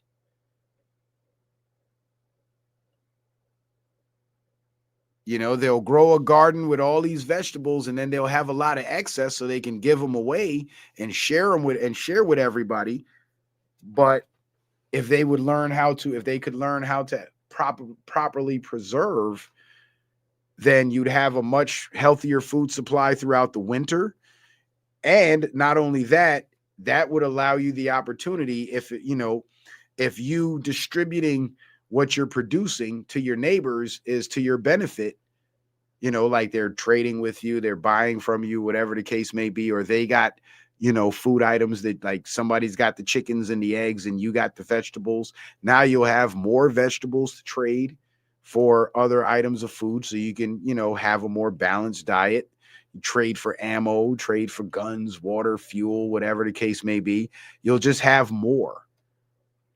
So instead of having one season worth of vegetables, you know what I'm saying, and then through the winter you're eating nuts and grains and shit, because that's all you can cook in the wintertime because you can't produce vegetables. Now you'll have a supply of vegetables throughout the off season. And then next season, if your vegetables from last season are properly preserved, now your reserves will be twice as fat.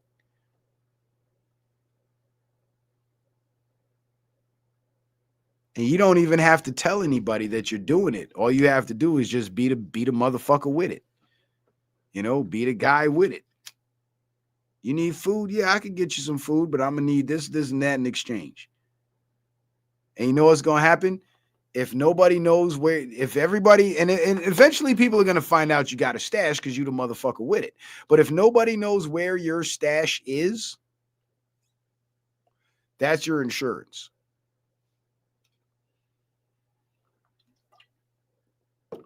It's just like in the streets and drug dealing. I'm sure you guys have seen the the imagery on television where the mob boss is this small little puny guy, and the goons and the henchmen are big 6'3" linebackers that could beat the shit out of this dude. But this dude is bossing them around, and they're like, "Yes, sir. Yes, boss." You know why? Because he got the plug. So nobody's going to touch him, because if they touch him, they lose access to the plug. So that's his insurance. Superior knowledge.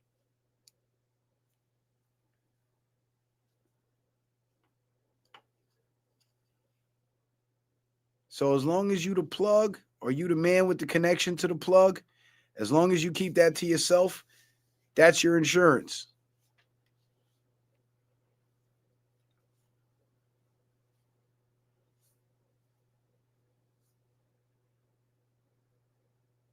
A lot of times when countries get invaded by other countries, they'll bomb and destroy everything in that country, but there's certain parts of the infrastructure that they will not touch because they want it for their use.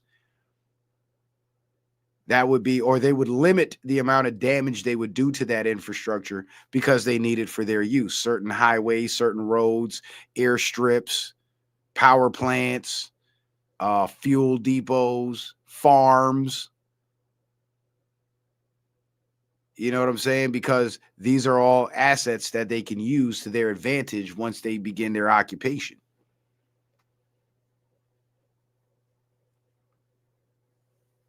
So the people who own and operate these bits of infrastructure, the fact that they have such value gives it's their insurance.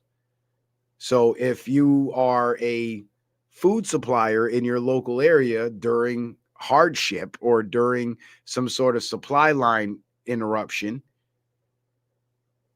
you now have insurance. You now have value. You are an asset. Thus, any violent force that may fall upon the people in your community, you're less likely, not to say you'll escape, you'll escape the danger just because you're the man with it, but it's less likely that you'll meet that danger because you have value. You have at least, well, not just you have value to imply everybody else doesn't. You have more value. Because if an outside force comes into your community, the chances are they left their community because they weren't self-sustainable. They weren't sustainable. So now they're looking for new resources. And one of those resources would be food. So now you're in a position to negotiate, and you may be able to walk away alive and not have to fight.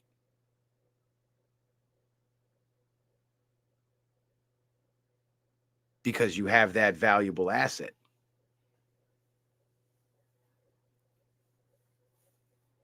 But anyway, that was just in reference to Mr. Jones's comments. I appreciate it, Mr. Jones. Always, I like comments like that kind of spark my thoughts and get me going, because that's why you guys are here. You know, you want to hear my thoughts and you want to get the information and get the knowledge. So I share it with you. So Virginia Giuffre, in reference to the Jeffrey Epstein files and Trump's involvement, she has more credibility than the pedophiles. She has more credibility than definitely the mainstream media clowns, and more credibility than Marjorie Taylor Greene, because Marjorie Taylor Greene was never a direct victim of Jeffrey Epstein, but Virginia Giuffre was. Okay. And she's passed away now. And it said that she was deleted to keep herself, for her to, in an effort to keep her silent. So let's listen to what she has to say. Here we go. If you're watching this, it means they got me. My dead man switch activated automatically after I missed 2 scheduled check-ins. I had it set up months ago because I knew this day was coming. I did not die by accident. I was murdered to keep their secrets buried. My name is Virginia Louise Giuffre. I was one of Jeffrey Epstein's victims. I survived Little St. James, but survival came at a price. I saw too much, knew too much, and now they've silenced me. But it's too late for them. They thought killing me would bury their secrets. I worked at Mar-a-Lago, folding towels, cleaning lockers. My father kept the tennis courts immaculate. We were just working folks trying to scrape by. Trump, he was around, but he was never the threat. The real predator was Ghislaine Maxwell, prim and proper, smiling, promising to teach me massage therapy at the Pink Mansion in Palm Beach. I had no idea I was being fed into a nightmare machine. Epstein's Island was hell disguised as paradise. You've heard some names linked to him, but those are just the sacrificial pawns. The real players, the ones they've protected at all costs, are still hiding in plain sight. I'll name 2 now. The first, a former U.S. president, Barack Obama. Publicly, he's revered. Privately, he was one of the worst. He wasn't there for the girls. He was there for the island boys. Young boys, trafficked and groomed. I saw him more times than I can count, always without his Secret Service detail, sometimes with his Hollywood friends, George Clooney and Tom Hanks. I still have nightmares about them, arrogant and drunk on power, slinking into the cabanas with kids barely out of childhood. The second, Bill Gates, the billionaire philanthropist, loved by the media, hailed as a savior. We called him the benefactor, and we used to dread seeing him naked. But he didn't come to party. He came to experiment. Genetic experiments, human experiments. I saw him inject a young girl with something they said was a genetic enhancement. She was younger than me, strapped to a table, terrified, treated like a lab rat while they muttered about seeding the future of the species. These men think they are gods, playing with life like it was theirs to own. I'm telling you now, Epstein isn't dead. They staged his death because he was too valuable. He held blackmail on some of the most powerful people on earth. Files, videos, confessions. They couldn't risk him talking, but they also couldn't risk him gone, so they hid him. And they thought killing me would stop this from coming out. They were wrong, and there is so much more to come. Hidden servers, encrypted drives, witness testimonies. It's all going to hit the light. If you're watching this, you are the resistance. Don't let my death be just another headline. Burn their lies to the ground. Make the world see the monsters behind the masks. If you're watching this... All right. So, there you go. She never saw Trump doing shit. And none of the Epstein victims can say that or have said that. The only people we see saying this is people in the media who are claiming that the pedophiles said it. Ain't that something? So who are we going to believe? The pedophiles and the agents in the media? Or are we going to believe the actual victims of Jeffrey Epstein? Whose word are we going to take?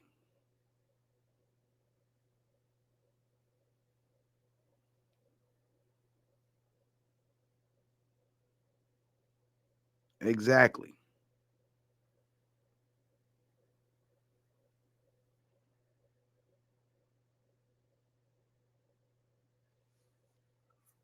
My bad. I was just checking my phone. My brother called me a bunch of times. I didn't even notice.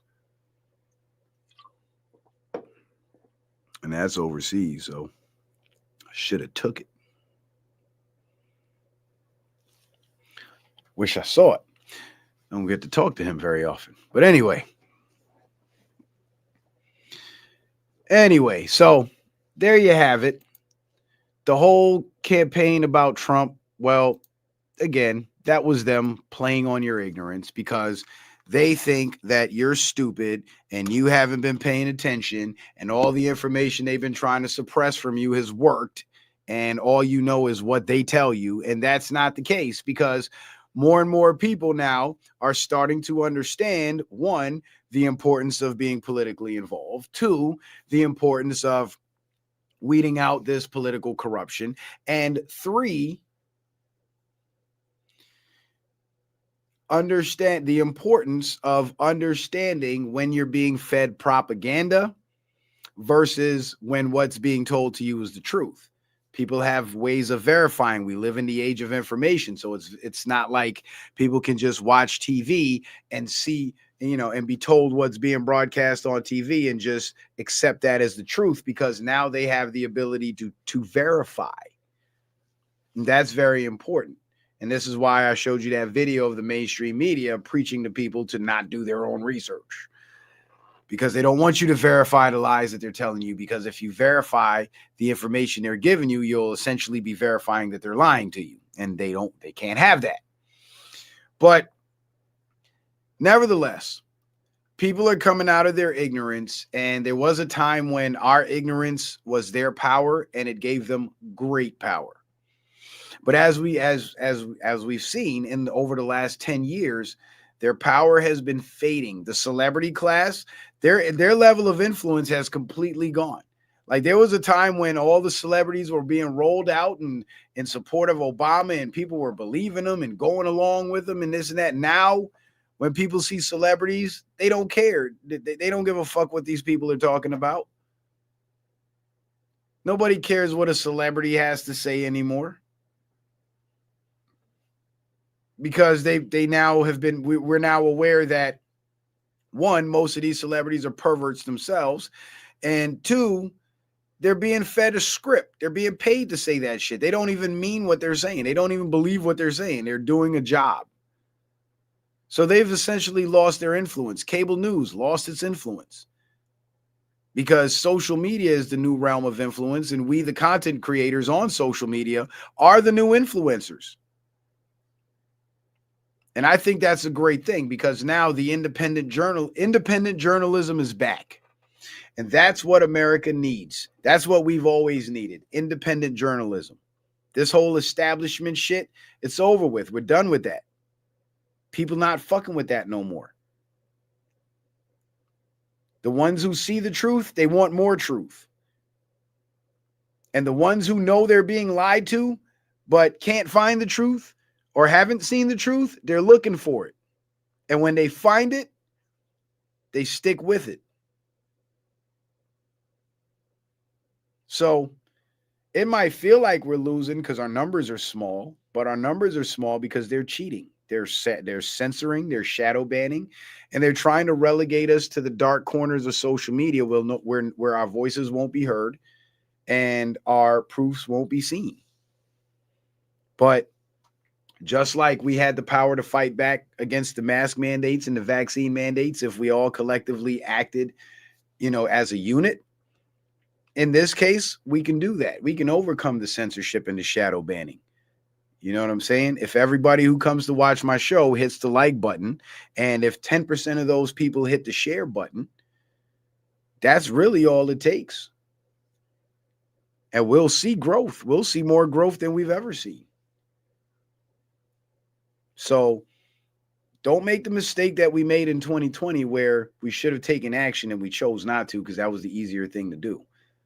This is a war. It's an information war, firstly. So help me fight this war and share the information. You know what I mean? The donations are nice too, but sharing the information is more important because at the end of the day, that's what it's really about. So anyway, with that being said, ladies and gentlemen, I believe we've been here for the better part of 3 hours, 3.5 hours. Holy cow. It's a pretty long show. I guess subconsciously I was making up for Friday too. I hope I did. And I hope you guys enjoyed the show. I hope it was informative. I hope I kept your attention the whole time. And I hope you were entertained. So I'll see you guys again. I'm going to try to do another run next week, but work's still going as usual. It hasn't slowed down as much as I anticipated it would. So that kind of threw me off my game a little bit. But eventually it will, and I'll be doing more shows, but I'm going to try to start building that trend where, you know, you guys could expect to see me every night. You know what I'm saying? Because I got to put more content out, and there's so much going on that I got to share it all. I got to give it to you, because if I don't give it to you, who will, right? So with that being said, ladies and gentlemen, pause. Let's pause that for a second. So with that being said, ladies and gentlemen, I appreciate the love. I appreciate the support. Didn't get a lot of donations tonight, but I do appreciate the numbers and, you know, you guys coming through, and the first time viewers, a few people I haven't seen before. So that's always cool. I hope you guys appreciate the content. And if you want more of my content, make sure you get on over to Rumble, because Rumble is where you'll find me. Let me see something real quick.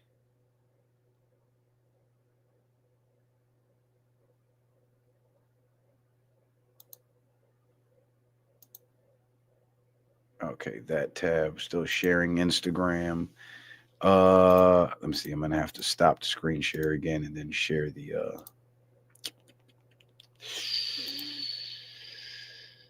gallery. I have to share my gallery. Let me see. Am I camera? Yeah, I'm on camera. Good. Okay. As long as I'm on camera, I just want you guys to be able to see me. So don't forget, please subscribe to the Citizen Man Backup channel. If you haven't subscribed to the Backup channel, please get over there, because that's how we stay connected on YouTube. If they flag me over here on Citizen Man TV, the Citizen Man channel is where you'll find me. Also, this is the Rumble page. Make sure you get on over to Rumble. I got a lot more than 1.1K Rumbles. This is an old image of when I first started my Rumble page. So the numbers are a little heavier than what you see here, but you know, we can always use some growth over there. So get over to Rumble, create a Rumble account. It's fast, it's free. All you need is an email address, and you can click the follow button, click the like button on the videos, comment on the videos, and you can create content of your own that gets monetized instantly. There's no requirements for monetization like YouTube has. So from the time you start putting out your videos, you know, you can get a couple pennies per video if you start off doing well enough. And of course, as your numbers grow, the revenue grows. Right now, my numbers are pretty decent, but you know, the revenue is probably like $30 a month, if that, and that's on a good month. So the monetization on Rumble still isn't where I need it to be, but that's only because the numbers have to get a little heavier. So get on over to Rumble and add yourself to the list of patriots that really want to be in the know. The majority of my content is over there. There's over 525 videos, maybe 550 by now, of long form live streams. So get over there, check them out. The old stuff, the new stuff, it's all just as intense, just as good. If you're interested in learning about the fake presidency of Joe Biden and the fake inauguration, you go back to my streams from 2021 and 2020 to learn about the COVID stuff, and 2021 to learn about the Biden stuff and the celebrity replacements and shit. And that's where you'll find a lot of that content if that's what interests you. And the Russia-Ukraine thing, the Israel-Gaza thing, all that shit, it's all there. So get on over to Rumble and give me a follow. And of course, last but not least, if any of you guys have sat through the show and felt like it was worth a donation or two, please feel free to hit the Cash App, PayPal, or Venmo by using the tag scrolling across the screen in the banner below. The links that are pinned to the top of the YouTube chat in the black box where it says Citizen Man TV in yellow. Just click the yellow, the box opens up, and all three links are there. And the links are also found in the description box of every video on YouTube and Rumble. The red X through the PayPal logo is just to remind you that PayPal censors comments, so keep it surface level so we don't have to count our ball hairs to get our money back, all right? So with that being said, ladies and gentlemen, I want to give a big shout out to my good brother Lee14224 for that support on the PayPal, and my brother A Pouty for the Rumble rant. So we did end the night with 2 supporters, better than none, because Lord knows after Friday I probably didn't deserve any. So I guess this is just you guys holding me accountable, so I can't really be mad at it. But I do appreciate you guys being here. I appreciate the love. I appreciate the support. And I'll see you on the next live. Citizen Man, out. All right. Close that and